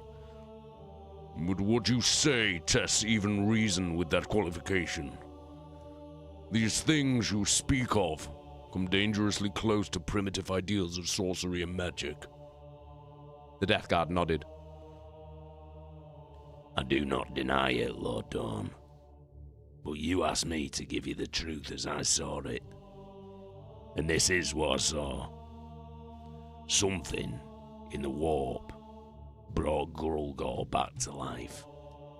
It animated his contaminated flesh through the very disease that claimed him. Do not ask me for an explanation, sir, as I have none. This is what you come to me with. The Primarch's slow anger filled the room like smoke, heavy and dark. A convoluted story of treachery and conspiracy among the Emperor's sons. A collection of ill-informed opinions and rash actions made with base emotion and not cold clarity. He advanced slowly on Garrow, and it took all of Nathaniel's courage not to back away. If I were to have my brothers in this room right now, Mortarion, Fulgrim, Angron, Horus, what would they say of your tale? Do you think that you would even be able to draw a breath before you were struck down for such an outright fiction? I know it's difficult to accept. Difficult? Dawn raised his voice for the first time, and the room shook with it. Difficult is a winding labyrinth, or a complex skein of navigational formulae. This is against our very creed and character as the Emperor's chosen warriors. He glared at Garrow, eyes aflame. I do not know what to make of you, Garrow. You carry yourself like an honest man. But if you are not a traitor and a deceiver, then you can only be possessed by insanity. He stabbed a finger at Cruz. Should I make a concession for some contagious senility, perhaps? Did the warp addle your minds and create this hallucination between you? Garrow heard the sound of his blood rushing in his ears. Everything was going wrong, falling apart around him. In his rush to find a rescuer for the Eisenstein and a way to get the message out, it had never occurred to him that he would not be believed. He looked away. Look at me when I speak to you, Death Guard, snapped the Primarch.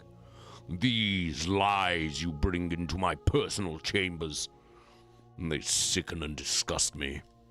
That you would dare to say such things about a hero of such matchless character as my brother Horus.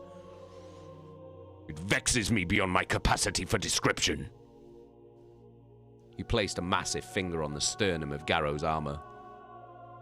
How cheap you must hold your integrity to give it up so easily. I weep for a Mortarion if a man of such low honor as you could rise to command a company of the 14th Legion. Dawn's hand closed into a massive brass fist. Know this. The only reason I do not tear you limb from limb for your defamation is that I know my brothers will reserve that pleasure for themselves. Garrow felt the decking turn to mud beneath his boots, and his chest caught in an invisible vice, returning him to the same sickening sensations that he had felt in the corridor outside the Navis Sanctorum and in the grip of the Xenos Warbeast. As he had there, he reached for and found the strength of will that had carried him this far. His faith. Are you blind? He whispered. Dawn was thunder incarnate. What did you say to me?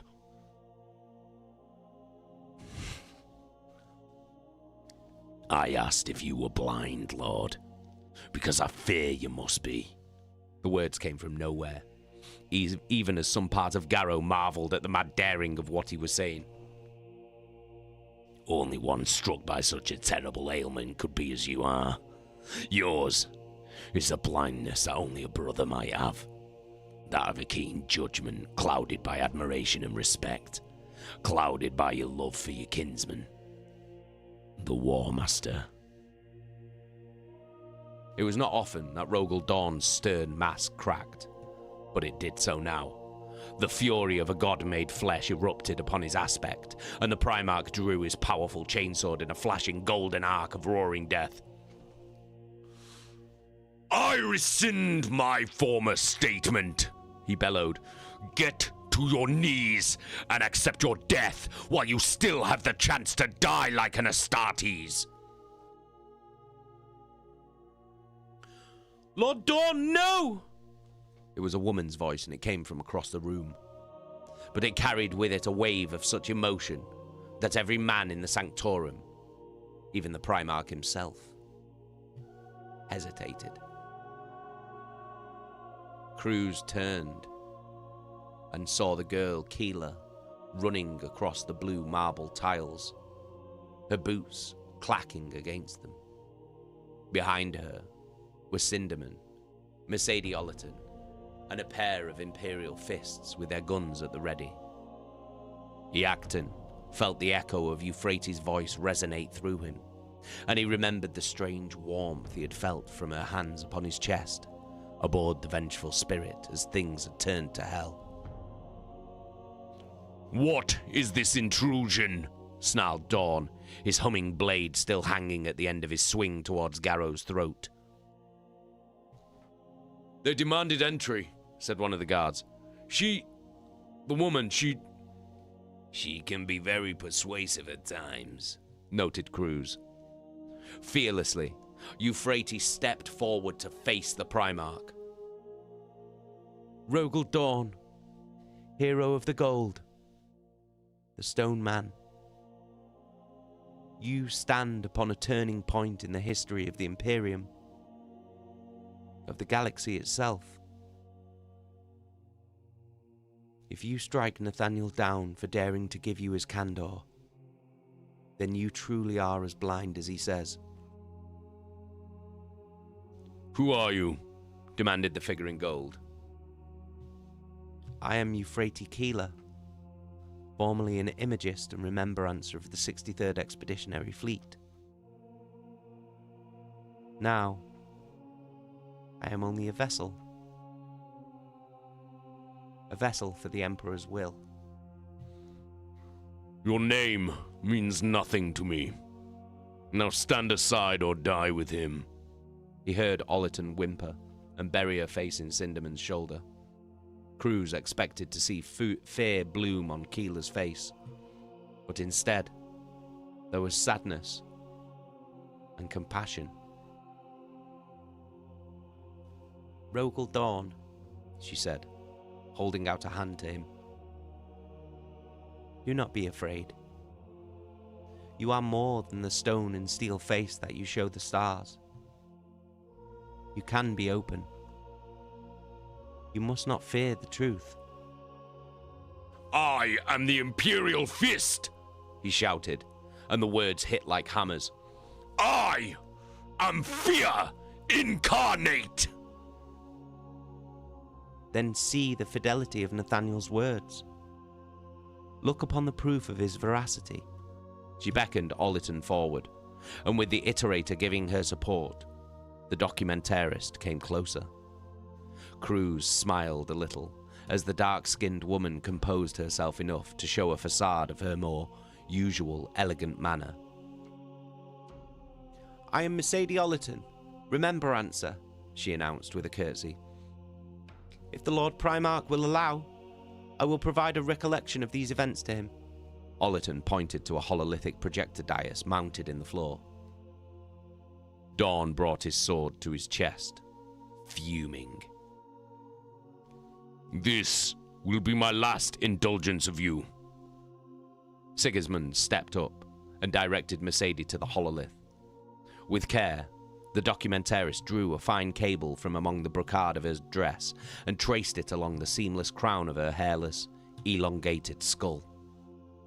Iacton heard a soft click as a concealed socket beneath the skin matted to the wire. The other end she guided to an interface plate on the dais. This done, Ollerton sank into a cross-legged position and bowed her head. I am gifted with many methods in which I may remember. I will write and I will compose image streams, and this is aided by a series of mnemonic implant coils. She brushed a finger over her head once more. I open these now. What I will show you, my lord, is as I witnessed it. These images cannot be fabricated or tampered with. This is... She faltered, trembling, her words thick and close to tears. This is what happened. It's all right, my dear, said Cinderman, taking her hand. Be brave. It will be difficult for her, explained Keeler. She will experience an echo of emotions from the events. The hololith came to life with an opaque jumble of images and half-formed shapes. In the dreamlike mass, Cruz saw glimpses of faces he knew and some he did not. Loken, the degenerate poet Carcassi, the astropath Ingmei Singh, Petronella Vivar, and her bloody mute Maggard. Then the mist shifted, and for a moment, Ollerton looked around the room, the hololith screening what she saw. Her gaze froze on Dawn, and he nodded. The haze of the hololith changed, and Garrow found his attention was caught by the dance of motion and replay within it. He had only heard Cruz's second-hand explanation of what had transpired in the Vengeful Spirit's main audience chamber. Well, here he was, seeing it firsthand, through the sight of an eyewitness. Scenes of battlefield butchery transmitted from the surface of the Coral City on Istvan III hovered before them, and Ollerton sobbed a little. Garrow, Cruz, and the men of the Imperial Fists were no strangers to war, but the obvious, wanton horror of the combat was enough to even give them pause. He saw Sigismund grimace in disgust. Then the recording turned as Mercedes looked to the War Master upon a tall podium, his face lit with a cold, hard purpose. You Remembrancers say you want to see war. Well, here it is. The relish in his voice was undeniable. This was not a warrior prosecuting a necessary battle, but a man running his hands through tides of blood with open satisfaction. Horus. The name was the ghost of a whisper from Dawn's lips, but Garrow heard the question in it, the puzzlement. The Primarch saw the wrongness in his brother's manner. Then, through Mercedes Ollerton's eyes, they watched the bombing of Istvan III and the Coral City. Darts of silver surged from the ships in orbit like diving raptors falling on prey. And as the voices of the Remembrancers long since gunned down by Astartes' bolters gasped and screamed, those darts struck home and coiled into black rings of unstoppable death. Emperor's blood, whispered Sigismund. Garrow told the truth. We bombed his own men. What is it? asked Ollerton, speaking in unison with her own voice on the recording. Keeler's recorded words answered her. You have already seen it. The Emperor showed you through me. It is death. The recording jumped and unspooled. In fast blinks of recall, they saw Cruz fight the turncoat bodyguard Maggard in the launch bay, the escape from Horus's warship, the attack of the Terminus Est, and more. Finally, Dawn turned away. Enough. End this, woman. Cinderman gently detached the cable from the hololith, and Mercedes jerked like a discarded marionette as the images died. The cold, clear air inside the sanctorum was rich with tension as the Primarch slowly sheathed his chainsword. He ran his fingers over his face, his eyes. Perhaps. Did I not see? Dawn looked to Garrow, and some measure of his great potency was dimmed. Such folly. Is it any wonder I would rebel at the reality of so mad a truth? Even to the point of killing the messenger who brought it to me? No, Lord, Garrow admitted. I had no wish to believe it either. But the truth cares little for what we wish. Sigismund looked to his commander. Master, what shall we do? Garrow felt a stab of compassion for the first captain. He knew the pain, the shame that the Imperial Fist had to be feeling at the moment. Convene the captains and brief them. But see this goes no further, Dawn said after a moment. Garrow, Cruz, that order includes you. Keep the Eisenstein survivors silent. I will not have this news spread through my fleet uncontrolled. I will choose when to reveal it to the Legion. The Astartes nodded. Aye, Lord. Dawn walked away. You will leave me now. I must think on this matter. He threw a last look at Sigismund. No one is to enter my chambers until I emerge. The first captain saluted. If you wish my counsel, Lord, I do not. The Primarch left them. And after they left, Garrow could not help but see the expression of deep concern on Sigismund's face as he sealed the Sanctorum shut behind him. Garrow saw Keela standing by the door and glimpsed a single tear tracing a line down her cheek. Why do you weep? He asked. Is it for us? Euphrates shook her head and gestured to the heavy locked hatch. For him, Nathaniel. Because he can't. Today, you and I have broken a brother's heart, and nothing will ever mend it. Dawn's fleet readied itself for a return to the warp, and the men and women of the Eisenstein found themselves left outside the work and progress, isolated in temporary quarters deep inside the stone corridors of the phalanx. Meditation did not come so easily for Garrow, and so he prowled the archways and passages of the great star fortress. Once, the phalanx might have been a planetoid or a minor moon of some distant world, but now it was a cathedral dedicated to the business of war and the glories of the Seventh Legion. He saw galleries of battle honors that went on for kilometers, and corridors to whole sections of the fortress that duplicated the conditions of different combat environments for training purposes. Garrow dallied in a vast chamber that replicated the Inwitian forest frost dunes where legend said Dawn had grown to manhood. All around him, warriors in golden armor moved with sober intent, without pause or doubt, as he stepped carefully, still smoothing out the limp from his battle injury. He felt out of place, the marble and green of his war gear ringing a wrong note among the hornet yellow and black trim of the Imperial fists.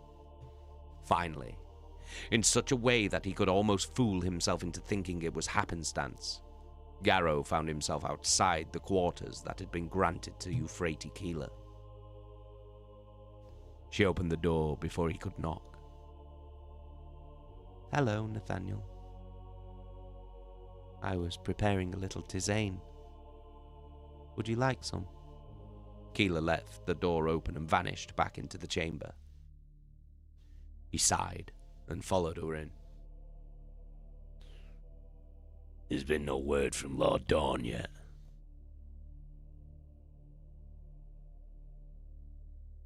Oh, hang on. Sorry. That's the wrong voice. Fucking hell. Keeler smoking 20 cigs a day there.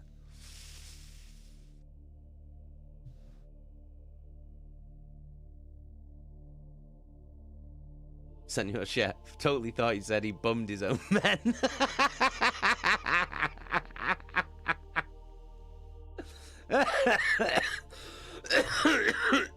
Fucking hell.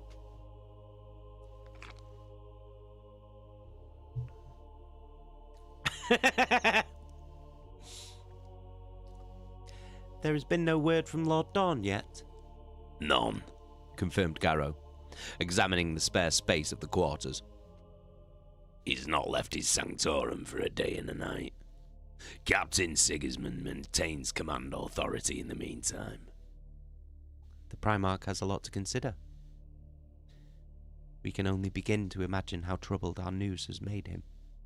Aye, He admitted, taking a cup of the pungent brew from Keeler's delicate hands.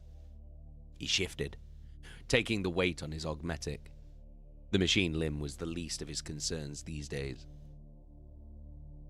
And what of you? She asked. Where has this turn of events brought you? I'd hope that I might find some time to rest, to take sleep. It has been elusive, however. I thought you Astartes never slept. A misconception. Our implants allow us to maintain a semi-dormant state while being aware of our surroundings. Garrow sipped the infusion and found it to his taste. I've tried this past day, but what awaits me there is disquieting. What do you see in your dreams? A battle on a world I do not know. The landscape seems familiar, but it's difficult to place. My brothers are there, Decius and Voyen, and Dawn's warriors and all. We're fighting a creature of some loathsome aspect, a beast of disease and pestilence, like the things that boarded the Eisenstein. Clouds of carrion flies darken the air, and I feel sickened to me very core. He looked away, dismissing it. It's just a mirage. There was a sheaf of Divinitas tracts on her desk, and a thick candle burning on the mantel. I read Caleb's papers. Think I have a better understanding of what you people believe. Euphrates saw where he was looking. The flock have been keeping them to themselves since the rescue, she explained. There haven't been any more gatherings. She smiled. You said, you people, Nathaniel. Is that because you don't think you're one of us? I am Astartes, servant of the Imperial truth. Keeler waved him into silence. We've had that conversation before. The two do not have to be mutually exclusive. She looked into his eyes. You are carrying so much weight upon your shoulders, but you're still reluctant to let others bear it with you. This message, the warning, it's not yours alone.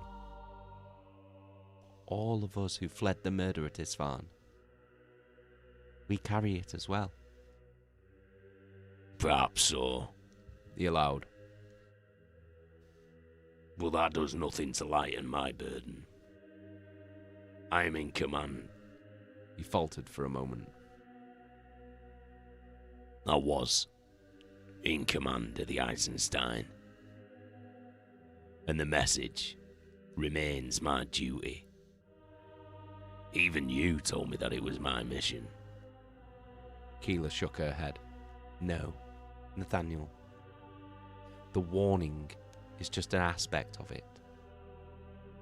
Your duty, as you said just now, is the truth. You have risked your life for it. You have gone against every will in your heart to join your kinsmen to serve it. You even stood in the face of a Primarch's fury and did not flinch. Aye. But when I think of all the darkness and destruction that will come of it, I feel as if I'm about to be crushed. The import of this, Keeler, the sheer magnitude of Horus's betrayal, it'll unleash a civil war that will set the galaxy alight. And because you carry the warning, you feel responsible? Garrow looked away. I'm only a soldier. I thought I was. But now... The woman drew closer. What is it, Nathaniel? Tell me. What do you believe? He put down the cup and produced Caleb's papers and the brass icon. Before he died, my housecarl told me I was of purpose. At the time, I did not understand what he meant, but now, I cannot question it. What if Caleb was right? If you are right? Am I the instrument of the Emperor's will? Your prayers say that the Emperor protects. Did he protect me so I could fulfill this duty? Garrow spoke faster and faster, his words racing to match the pace of his thoughts. All the things I've seen and heard, the visions that touch my thoughts, were these to strengthen my resolve. Part of me cries out that this is the highest hubris. Well, then I look around and I see that I've been chosen by him. If that is so, then what manner of being can the Emperor be but a divine one? Keeler reached out a hand and touched his arm, giving voice to the words, tore the breath from his chest. At last, you see with clear eyes, Nathaniel.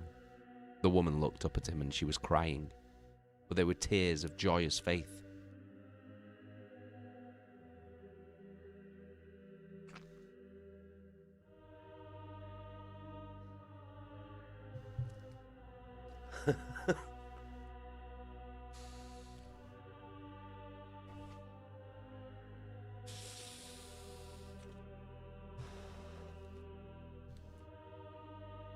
A summons was waiting for him in the sleeping cell where Garrow had been billeted.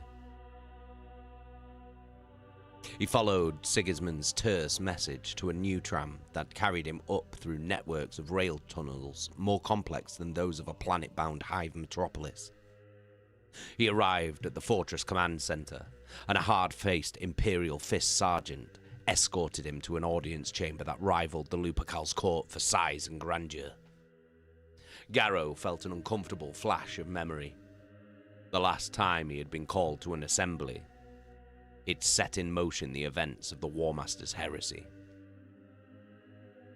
The Acton Cruise was already there, along with the captains from each of many companies of the Imperial Fists. The warriors in yellow barely acknowledged the arrival of the Death Guard, with only Sigismund granting him a terse nod in greeting. "Hey, lad," said the Lunar Wolf. "It seems we're to know our fate soon enough." Despite it all, Garrow felt a new wellspring of vitality deep inside, the words of his conversation with Keeler still fresh in his thoughts. "I'm ready to meet it," he told the veteran. "Whatever it is." Cruz smiled a little, sensing the change in him.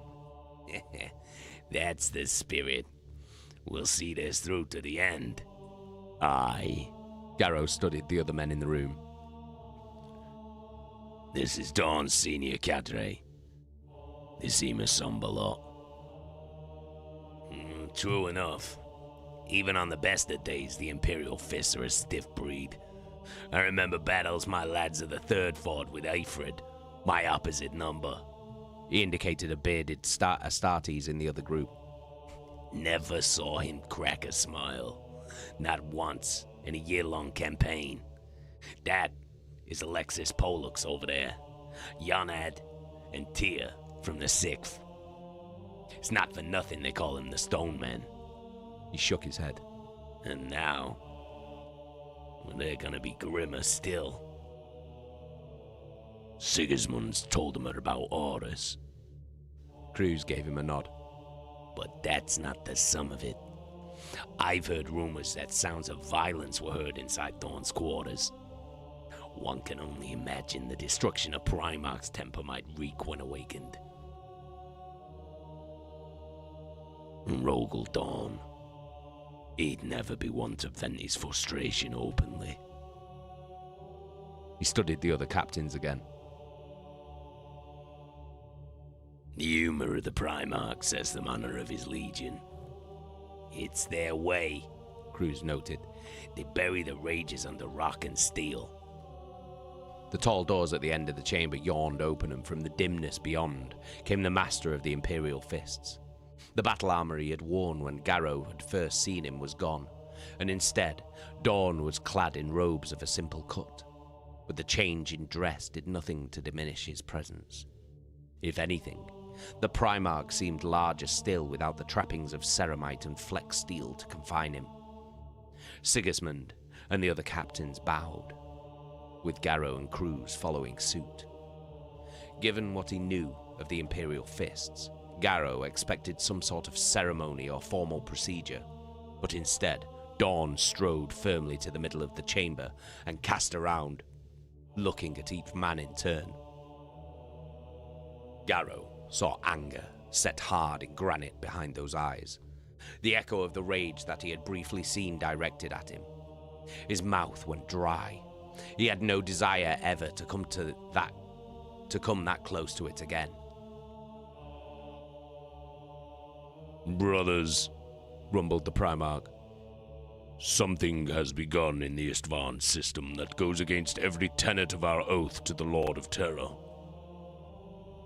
While the full dimensions of it are not yet clear to me, the matter of what must be done about it is. He took a step towards the Death Guard and the Lunar Wolf. For good or ill, the statement brought to us by Battle Captain Garrow must be taken onwards to its ultimate destination. It must reach the Emperor's ears, as only he can decide how to act upon it. That choice, as much as I regret it, is beyond even me. My liege, if I may speak, began Captain Tyr. If the veracity of this horrifying act is undoubted, then how can we allow it to go unanswered? If treachery is stirring in the Istvan system, it cannot be given time to gain a foothold. A chorus of nods came from the other men around him. We will answer. Of that you may be assured, replied Dawn, with quiet force. Captain Ifrid, Captain Halbrecht, and their veteran companies will form a detachment with my personal guard and remain among the phalanx with me. At the conclusion of this audience, I will order our navigators to set a course for the Sol system. Captain Garrow has fulfilled his responsibility in bringing this warning to us, and it is my aim to personally see that task completed. I will go on to Terra, as we originally intended. He glanced at his first captain. Sigismund, my strong right arm, you will take direct command of the rest of our legion and its war fleet. You will execute a return voyage to the Istvan system under the auspice of a combat deployment and consider yourself to be entering hostile territory. The journey back will be difficult. Warp storms still rage in that sector, and you will find the passage challenging. Go there, First Captain. Support our kinsmen loyal to the Emperor and learn what is occurring on those worlds. If the War Master has turned his back on Terra, what are my orders? Sigismund asked, ashen-faced. Dawn's countenance became rigid. Tell him his brother Rogel Dawn will have him answer for it.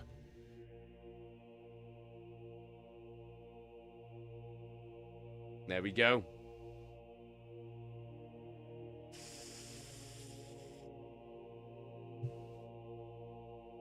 There we go. End of chapter 14. Well, at least he believes him. Fucking Mercedes Ollerton coming in clutch with the receipts. Fucking hell.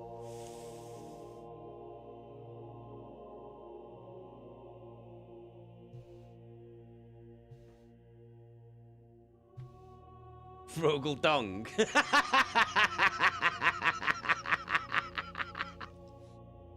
His will be massive. They're all of their dongs will be massive. They're all Space Marines. Space Marines are like, what, 8 feet tall? Like, normal Space Marines are like 8 feet tall. They're fucking massive. And then the Primarchs are like, the smallest Primarch's like fucking 10 feet tall.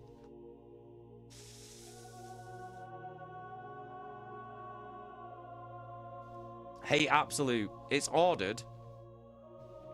It's ordered. But I wouldn't expect it. The last one took, I think it was 3.5 months. So I'm not expecting it until around Christmas. In fact, I'll be shocked if it gets here before Christmas. I reckon it'll come in January. Yeah. Like this one.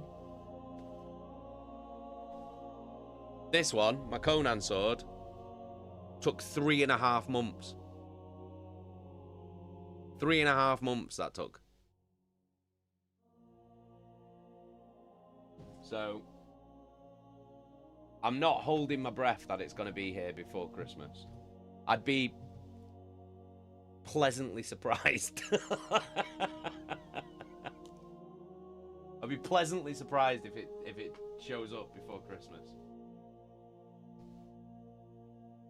Hey, Absolute, you got a lift so you can wield it. I wonder how heavy it is. Ow.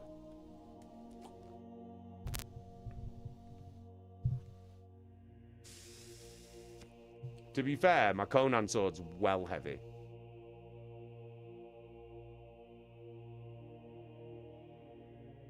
Like, well heavy.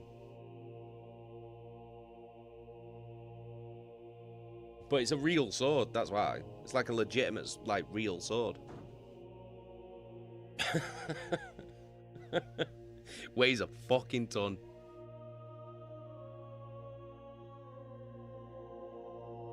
Draw for death metal. Need to get the Sexy Slam King calendar on the merch store. Should I do a calendar for 2026?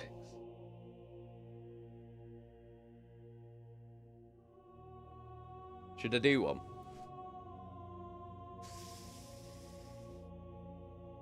Nossa, how you doing? Oh, I can turn sound effects back on now. Because the story is over. The story is complete for this evening.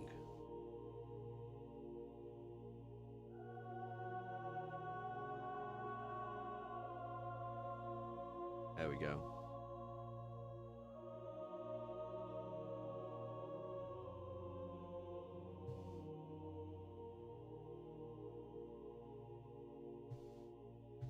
Sound effects are back on. I've put sound effects back on. I turn them off while I'm doing the book reading.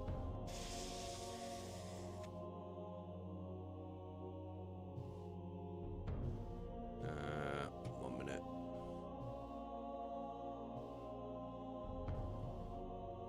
So, hey, Absolute. Well, I will know if you hit the ground with it because of earthquake it causes. Yeah.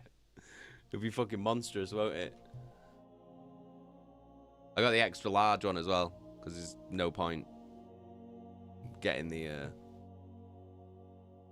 small one, because the whole point of it is that it's fucking massive. Turn all the sound effects back on now.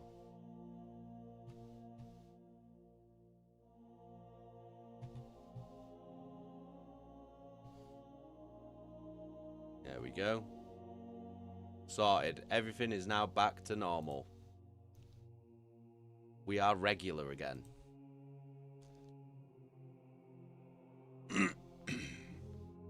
Get you posing with all your swords and queechy law.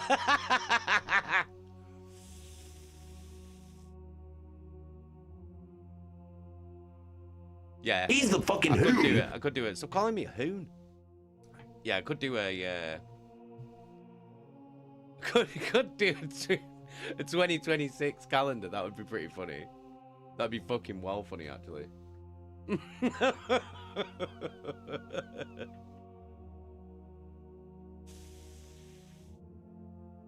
Big Knob Bob's back. How you doing? Went on one of my famous Big Knob Bob adventures. Played a scary game and I was scared. What game did you play?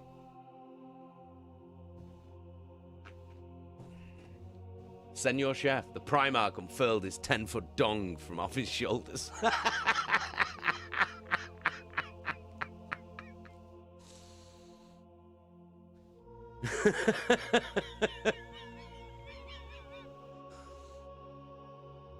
Rogel Dawn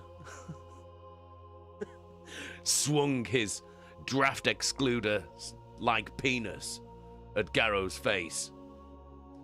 On your knees, he said.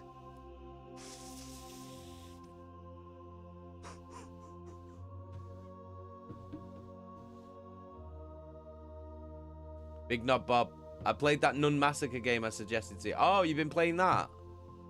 It's genuinely the most terrifying thing I've experienced in my life. I screamed out loud, I hurt my chest. Amazing.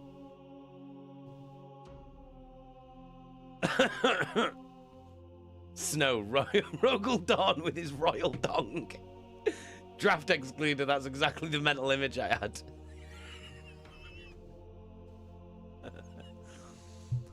This my penis comes in handy in the cold vacuum of space.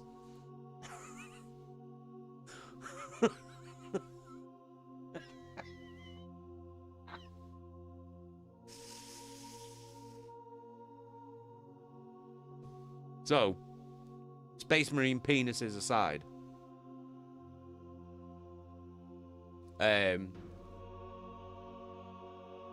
let's have a little decompress of what's happened in the story. So, at first, Dawn didn't believe him at all. At all. Because he's just like, no, you can't say that about any of my brothers. They would never do that, especially not Horus. The Emperor's fucking golden boy. The Emperor's chosen.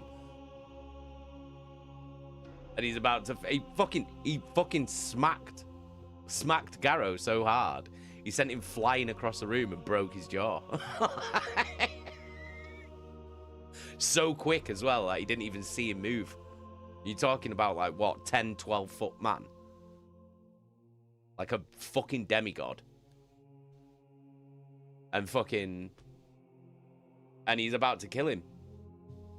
He's literally about to execute him there and then. Because Garrow's basically like, you fucking blind. Balls on Garrow, though. I love Garrow so much. He's a total badass. Like, no one else would ever turn around and say shit like that to a Primarch. Well, Erebus would, but Erebus is a cunt.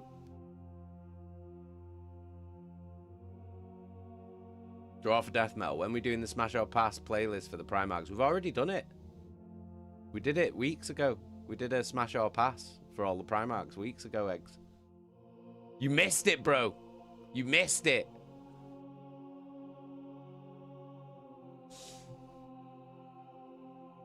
Chef, I'm rooting for Garrow's dong. He's got secret dong, big dong energy. Yeah. Because fucking Euphrates Keeler's like all over him, isn't she? Well, she's not, but you can frame it that way. She believes in him. She believes in his dong.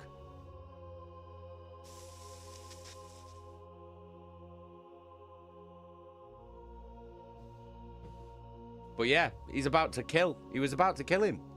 He was literally going to kill him. He's gonna execute him right then and there. And then Keela comes in. She's like, don't be a dick. Like, and then fucking Mercedes Ollerton comes in and goes, right, fine, I'll show you the receipts then. And then literally shows him what Horus has done. And then he's basically just like, everybody get out. Once he realizes that they're telling the truth, he's just like, everybody get out now. I need to think. And then doesn't come out of the room for like 2 days. All I'm trying to do is bang.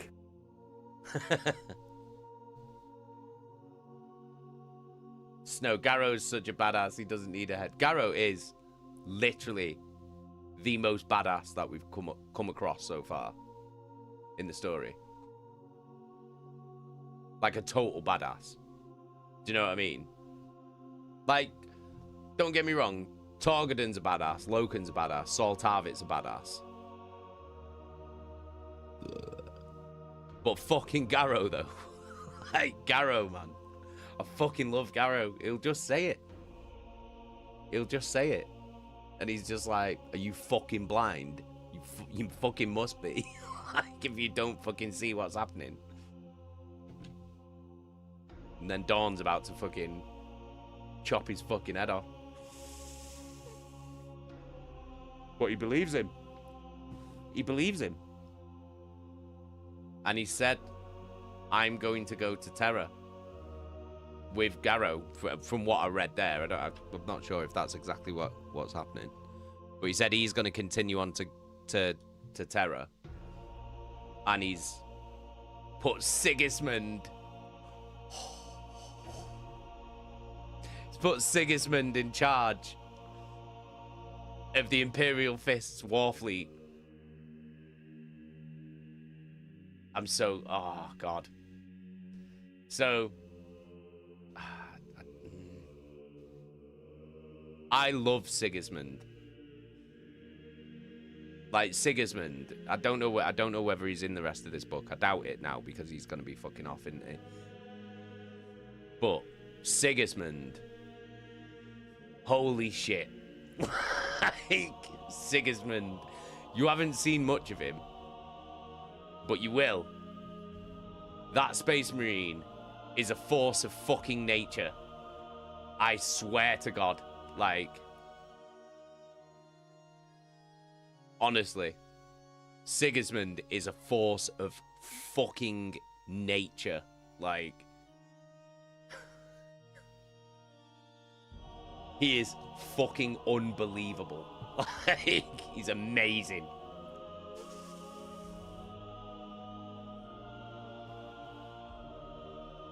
Senor Chef, Garrow doesn't care how big your donk is. Big Knob Bob. I've never actually been a big fan of Warhammer, but I've loved some of the stories my friends told me. Can't remember what they were called, and I love the Bolt Gun game that came out a while ago. It was so fun. Honestly, Bob, my favourite fictional universe ever is the Warhammer 40k universe. Especially the story of the Heresy, which is what these books are from. I love this period. The Horus Heresy period of Warhammer is like, to me, it's like just fucking peak. It's fucking peak, man. Like, just doesn't get any better than that. Like, the story's amazing of what it is. Like, a galaxy-wide civil war. It's fucking insane. Like, it's so good.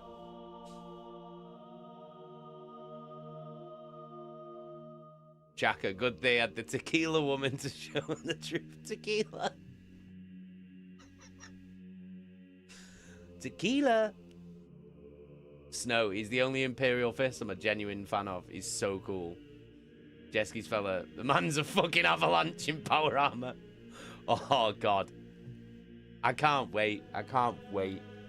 I can't wait.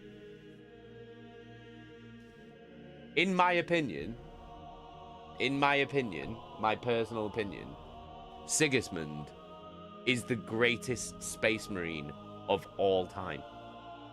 Like,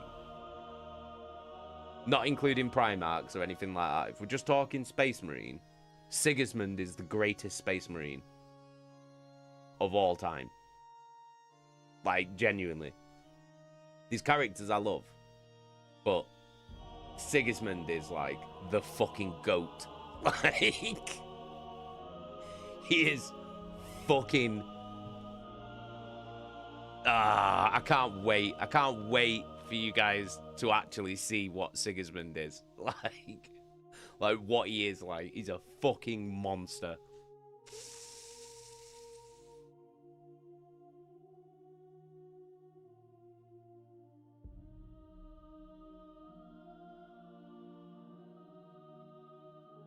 Jesky's fella's certainly the greatest fighter. Absolutely. Absolutely. He's easily the greatest, like, warrior. I fucking love Sigismund so much. He's my favorite space marine. Fucking unbelievable.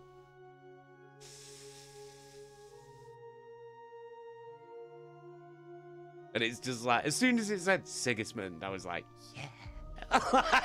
You know, when I was reading it, the first time, like when it said, the first time it said Sigismund in this book, when I was reading it a few minutes ago, like as soon as I saw his name, I was like, yeah, man.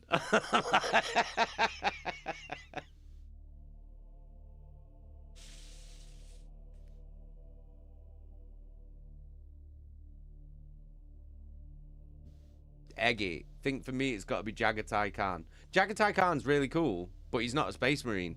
He's a Primarch. You can't compare space marines and Primarchs, man. It's like comparing a human to a fucking demigod. Like, they're not the same. Like, they're not the same. It's like total different power levels. But Jagatai Khan is cool. Is he your favorite Primarch then, I guess? He's a fucking badass, Jagatai Khan. He's got a really cool, like, ability as well. He's got, like, the ability of momentum, basically. So, as he's moving, he can move into, like, a flow state where he just keeps gathering momentum and speed and shit. It's fucking mad. Like, he's so cool.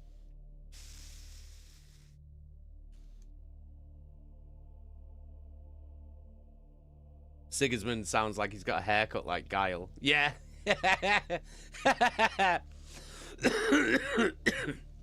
He has got blonde hair. So, you're not far off. Rogel Dawn's got white hair.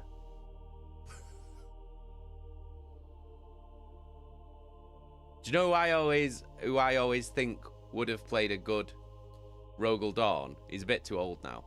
But the baddie out of the first Avatar film. I can't remember what he's called. The actor. But like the colonel, like the military general guy, the baddie in the first Avatar film. He'd have, at that point, when he was like that age, he'd have been a good Rogel Dawn.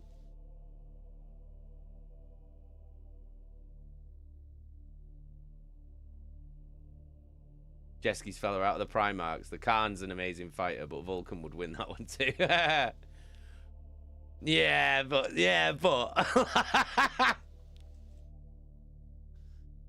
who do you think is the best fighter out of the Primarchs? It's gotta be Sanguinius. Surely it's gotta be Sanguinius. Surely. I'm trying not to spoil anything, but surely it's got to be Sanguinius. Because I'm just thinking about deeds done, and I can't think of anyone that stacks up to Sanguinius. Sanguinius is my favorite Primarch. I love him. Henry Cavill's got to be one. Well, he's doing it, isn't he? He's doing the Warhammer TV show or Warhammer Cinematic Universe. Batista would have been good. Who would Batista be a good one of? Maybe Ferrus Manus.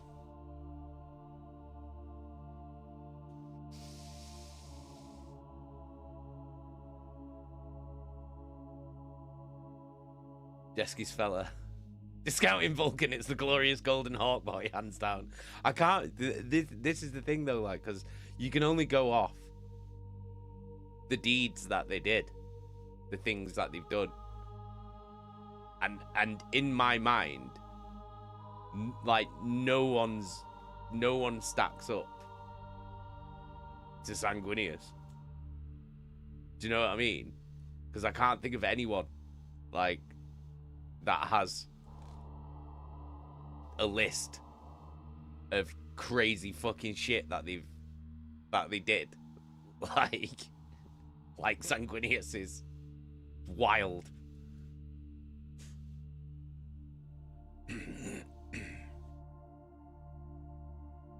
J.K. Simmons, some old ass Marine.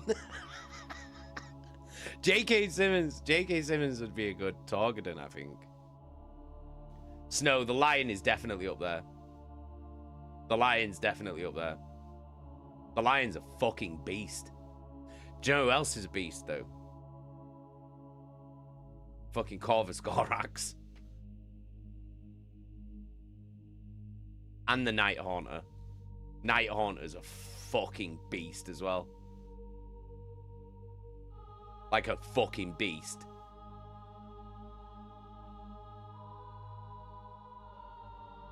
They're all fucking hard, though.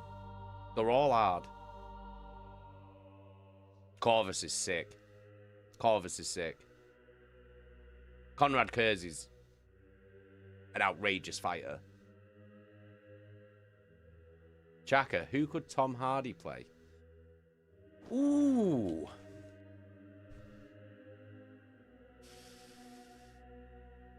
Who could Tom Hardy play?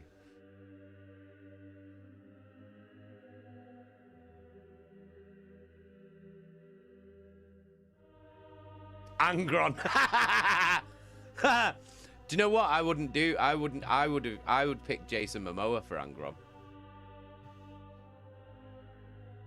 I'd have Jason Momoa as Angron just because of Khal Drogo, his performance as Khal Drogo in Game of Thrones.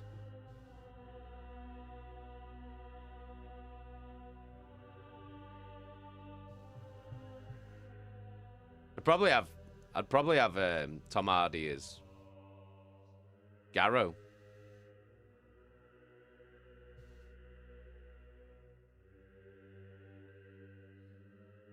Senor Ship. What? You and little space marines get your chain guns and piss off.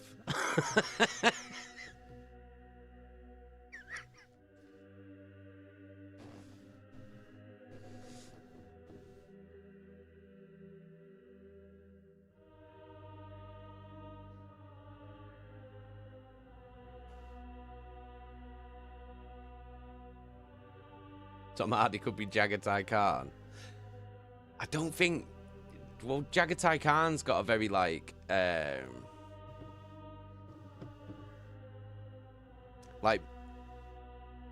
kind of, like, based on, like... the, like, Genghis Khan's Mongolians, aren't they? So he'd have to have that kind of look. He'd have to be, like, an actor that has that kind of look. Do you know what I mean? I reckon Tom Hardy would be better as a Marine. Actually, no. No, I don't. I think Tom Hardy would be a really good Mortarion.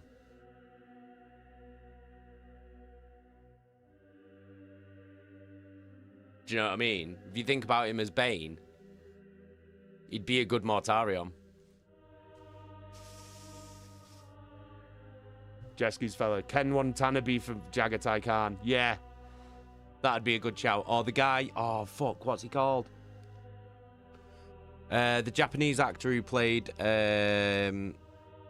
was in The Last Samurai, and... I know Ken Watanabe was in The Last Samurai, but I don't mean him. I mean the other guy. He played Scorpion in the new Mortal Kombat movie. What's he called?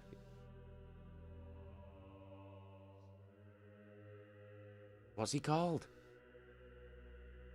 Why can I not remember what he's called? Piss. 1 minute.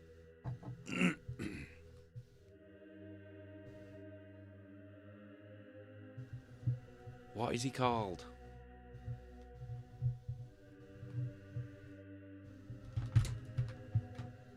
Get me.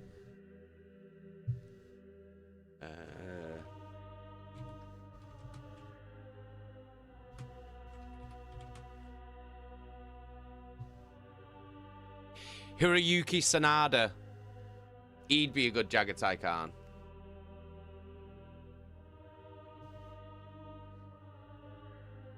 Yeah, he is old, but I mean, he's playing Scorpion in the new Mortal Kombat films. He's got to be younger than fucking Ken Watanabe, hasn't he? Surely. Or is he 50 years old? Oh no, he's 64. Fucking hell. That's quite... Right, let's see. Ah, they're about the same age. Ken Watanabe's 65. Yeah, they're both the same age.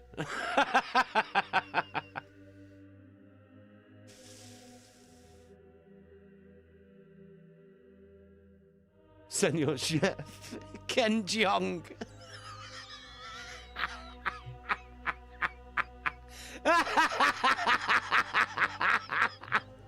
Jesky's fella, that as soon as I read his comment, that's exactly what I thought.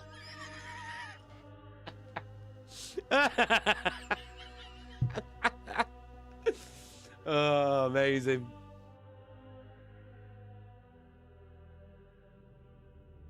I think Henry Cavill should be the Emperor. That's all. Do you know what I mean?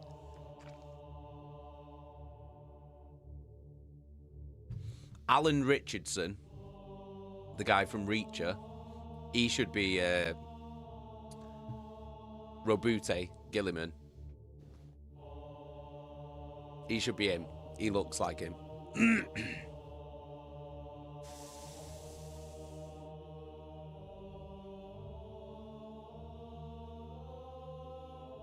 Could have either Charlie Hunnam or Chris Hemsworth as the Lion.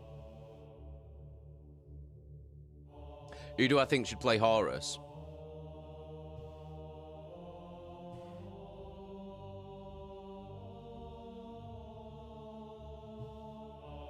That is a really good question. That's a really hard question as well. That's a really difficult question.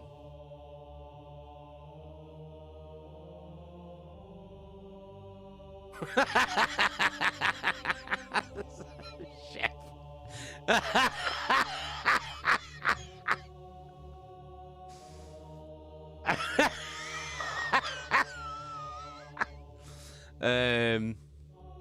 Horus. Horus is a difficult one because it has to be someone. It has to be someone who can.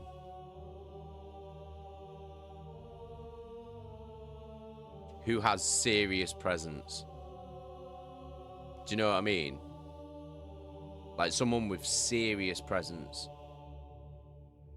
Someone who starts off with like bags of charisma.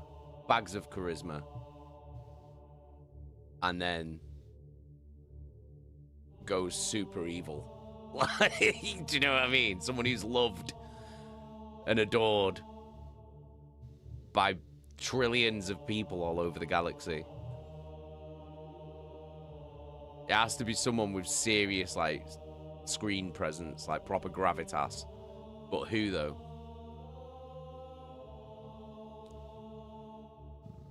No, not the fucking Rock.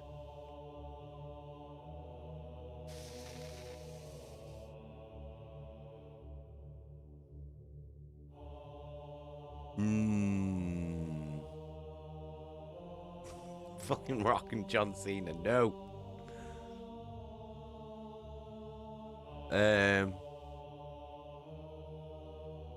Senor Chef, USA future president Dwayne The Rock Johnson.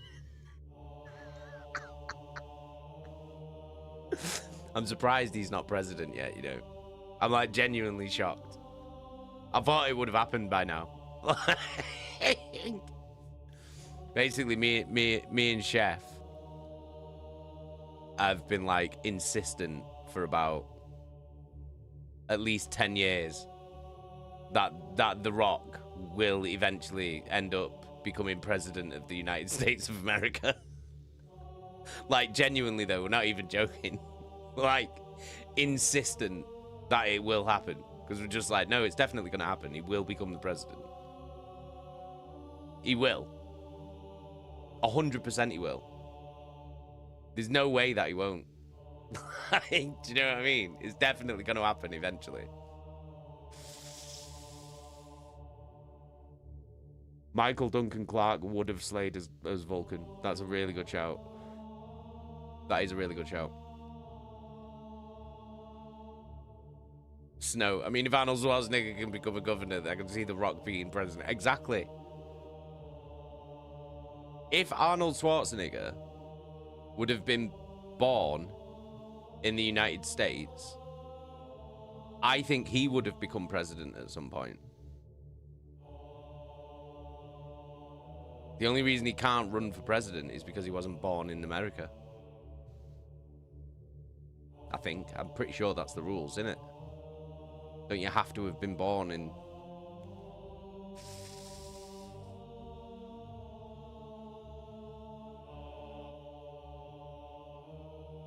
Me name Jeffrey. Jefferson, how are you doing? Hello, is the name Eisenstein by any chance referring to Sergei Eisenstein? I imagine it probably will be. Maybe. Let's have a look. Let's Google it. So it's the name of the ship. Is the...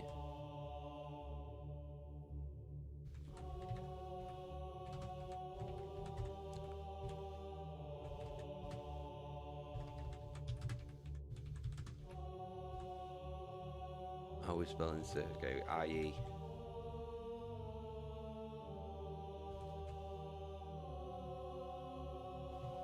Yes. Yes. The frigate Eisenstein from Warhammer 40k is named in homage to Sergei Eisenstein, the Soviet filmmaker and director of the film Battleship Potemkin, which inspired the ship's name and its role as a vessel that turns against its tyrannical officers, mirroring the film's plot of mutiny. The ship's name is also a double entendre, referencing Albert Einstein, the scientist, as well as the German word for iron stone. There we go. There we go. There we go. Good spot, Jefferson. And welcome.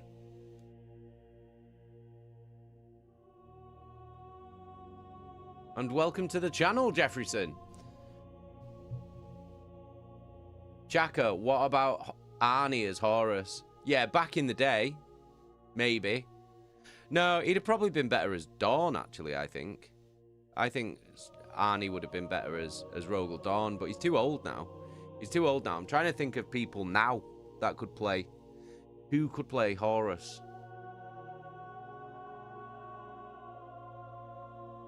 It's really difficult. I can't think of anyone.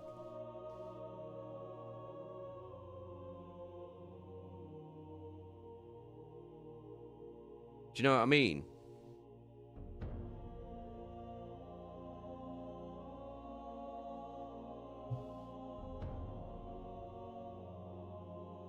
Because all the cool actors that I like are all too old now. Because they were all from the 80s. Do you know what I mean? Your Arnie's, Your Jean-Claude Van Dammes, your Dolph Lundgrens, your Sylvester Stallones. They're all gone. They're not all gone. They're all alive, but they're all like fucking 85,000 years old.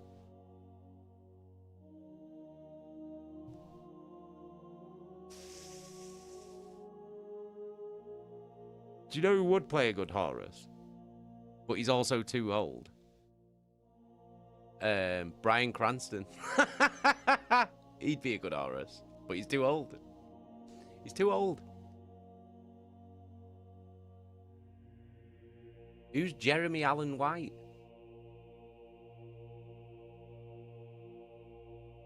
Bob, I think casting Danny DeVito as a Space Marine would be very funny.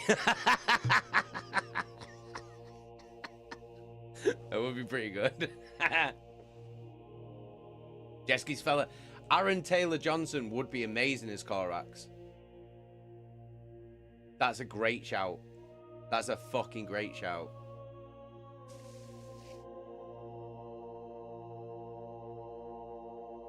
That is a great shout. A really good shout. I need to have a proper think. Because Horus is such an important character.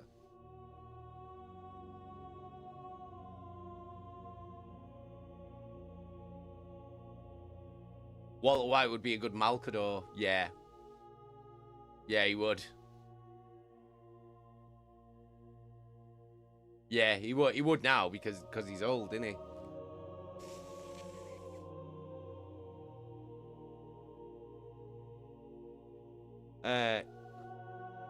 Ian McKellen would be a good Malcador. I think. Ian McKellen would be a sick Malcador. But, you know what I mean?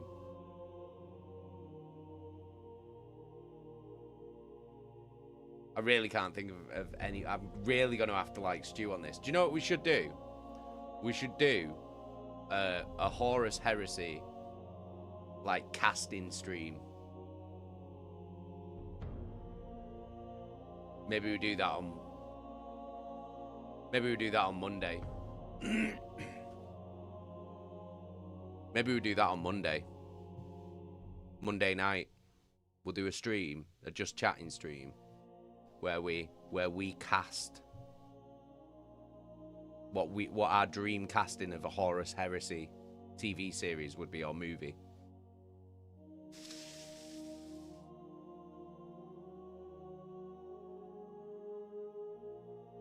Jefferson, I don't know what you're casting these people in, but Wilson Bethel is hot, and Ivan Yankovsky is a really talented actor. I'm not sure who they are. Let's have a look.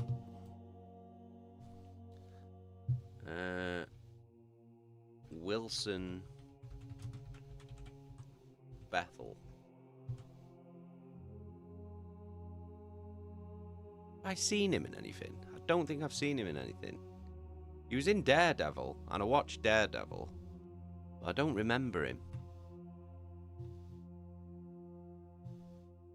Who was the other one? Ivan what? Yankovsky. See if I know who this is.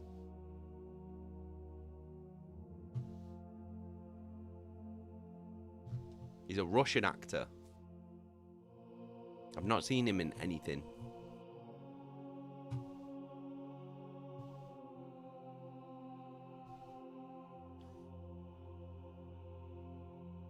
Do you know who I think would be a good Conrad Kurz?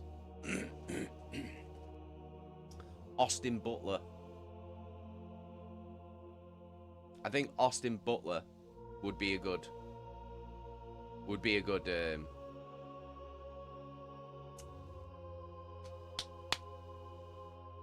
Conrad Kurz. Because have you seen Dune 2? He's Fayed Rafa in that, and he's fucking well good. He's well good in that.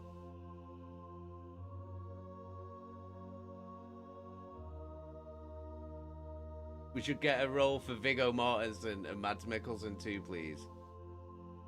Here's Chaka. shipping the Danish actors. And Nikolai Coster-Waldau. Jack is like, don't forget about the Danes. Don't forget about the Danes. Don't leave the Danes out.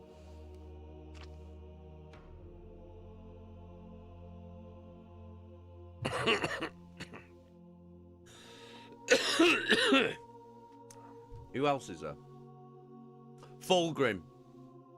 Who would play Fulgrim?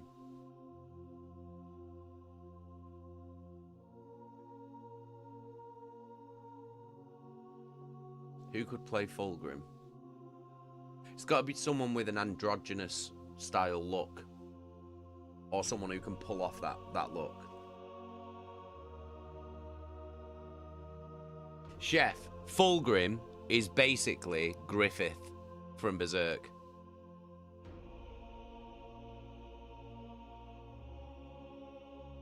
Idris Elba.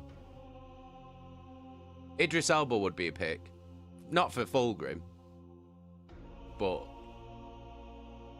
he'd be a good Vulcan. I love it, Idris Elba. He'd be a sick Vulcan. Por favor.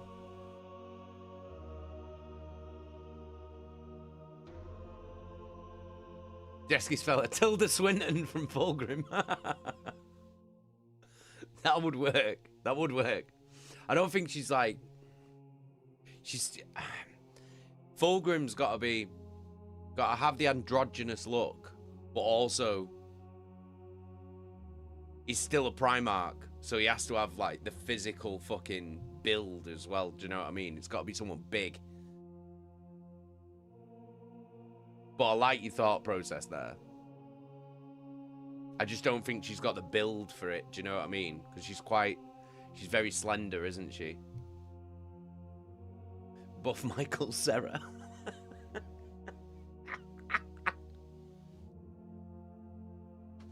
Jeffrey, is that thing on your eye real or a filter? I've been staring at the screen trying to figure this out. It's real. It's really there. I made it. But it is starting to fall apart, so I need to glue it because... But yeah, it's starting to fall apart now. As you can see. Look, it's literally falling off my head now. It's an ocular implant. Oh, it's literally falling off. Right, just give me a sec. Give me a second. It's actually falling off, so I'm going to take it off. It's actually falling off.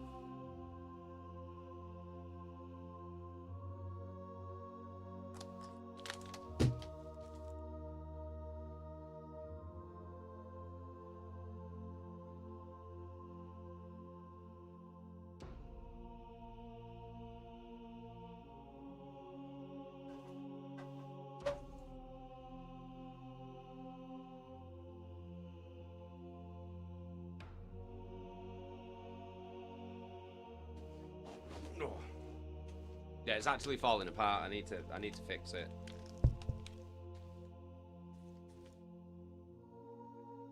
There we go. Right, we're back to normal. But yeah, I made it, but oh my god, it's actually properly falling apart. So it's like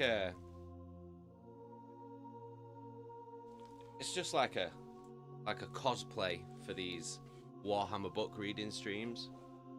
So it's supposed to look like an Imperial style eye implant, but it's like literally falling apart right now, so that's why I've took it off. That's probably why it was hurting my head today, because it's just not together properly.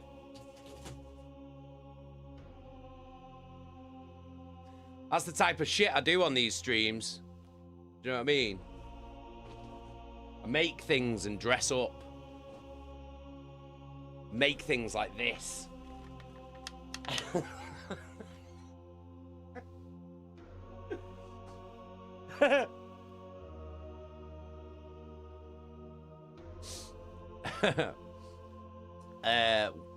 Jefferson, Warhammer is books. I thought it was a game with battleships or something. Well, it's a miniature war game. So you paint them and stuff like that. Like, you get like an army, you build them and then paint them and stuff. So you have like little miniatures like this. But there's stories behind it. Like, so there's books and like lots and lots and lots of books. And the story's fucking brilliant. It's so cool. It's such a cool, like, fictional universe.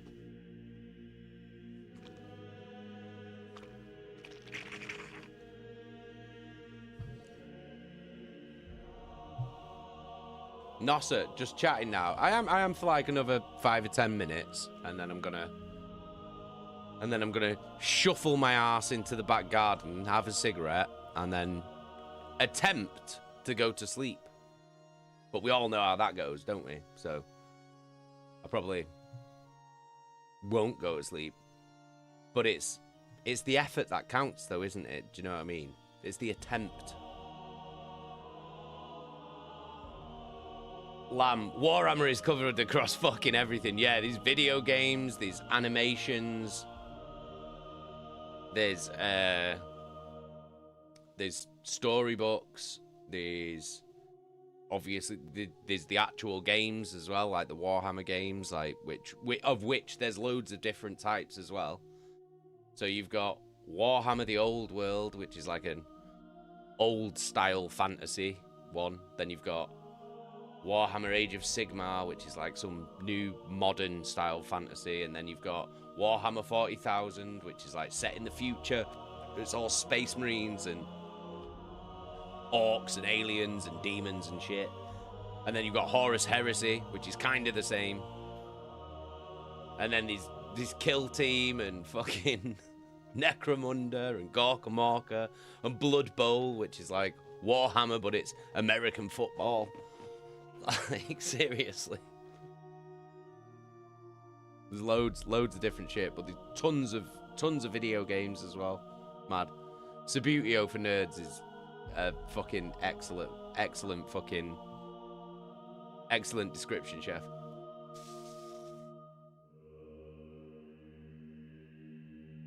Snow, I'm sure we'll see a random message in the Discord in like 4 hours or so. Yeah, that's usually how it goes, isn't it? Do you know what I mean? Bob, I've had a big ass smoking pipe in my mouth for the past half hour. I don't even smoke, it just looks funny. What, just sat in your gaff? Just with a pipe in your mouth? I hope you've got like one of those Hugh Hefner style like smoking jackets on as well. You know, the ones that look like they're inside out. Lamb, do they still do the large Inquisitor figurine one? No, they don't. They don't, sadly. It's a really good game system, but some people have basically updated the rules for Inquisitor so that you can do it with like the 28mm Warhammer sized miniatures, and they put the rules online, and I'm pretty sure they're free, and it's called INQ 28, and they've like updated all of the fucking Inquisitor rule set. I think have I got the Inquisitor book up there? I'm fucking certain that Gav gave me the Inquisitor book. I'm sure he did. Or maybe I just read it while I was at his house. But yeah, there's updated rules for it.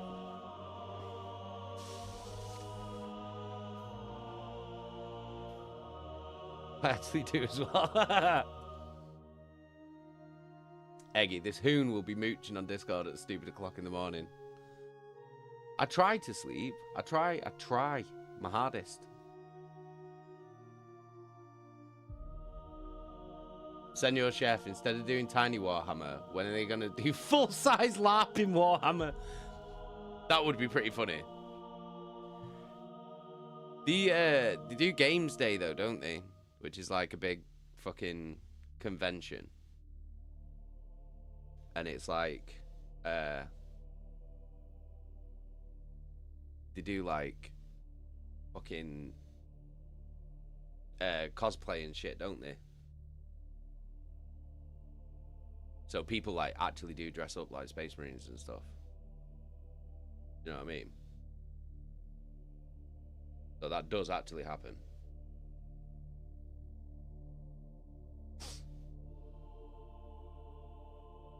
Senor Chef, Games Workshop would shut that down real quick. Yeah. They aggressively protect their IP, I'll give them that.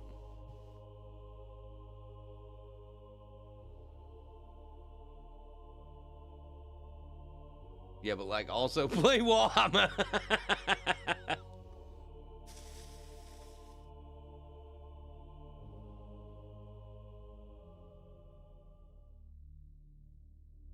Who even invented it? What, Warhammer?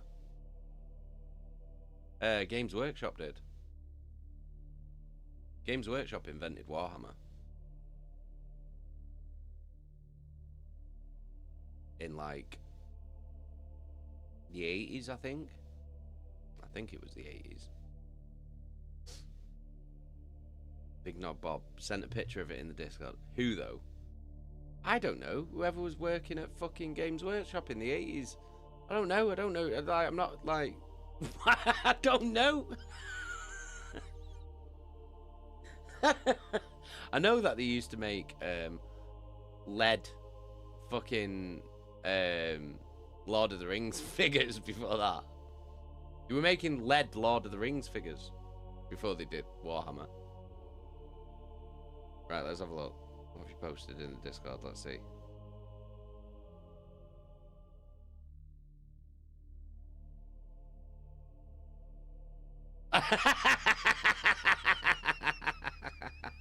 That's amazing. That's amazing. Fair play. Fair play. Fair play, Bob. That's class. Oh my god. Class. Fucking class. What is GURPS? What the fuck's GURPS?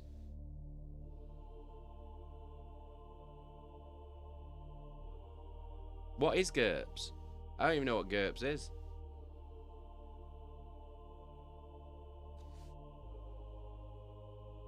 I'm gonna have to explain GURPS. Slam King, you look tired. Maybe it is time to retire to your chambers. I think you are right, actually. It is, I am quite tired. I'm quite tired. Cheers for that, Nigel. Is there anything else you want to say? In the name of the Emperor, please do join our Discord community. Yeah. Do as Nigel said. Join our Discord community. I'm going to go and try and get some sleep now. But if you're new to the channel and you haven't yet joined our Discord community, please, please, please join our Discord. We have got the best community of people anywhere that you will find in the world or on the fucking internet. Snow's just dropped that Discord link in the chat, so click it, introduce yourself, and make some new amazing friends, because everyone there is super fucking cool and super nice, so you'd be totally fucking welcome. We'd love to have you, so click that link and join our Discord. However, I am actually going to go to bed now because I am very tired. I'm probably not going to sleep, but I am going to try. But I will be back tomorrow at 7 PM for some Thursday Night Terror. So you get to see me be the bravest streamer on Twitch. I literally cannot feel fear. I've been playing horror games now for weeks on end, and I've never been scared.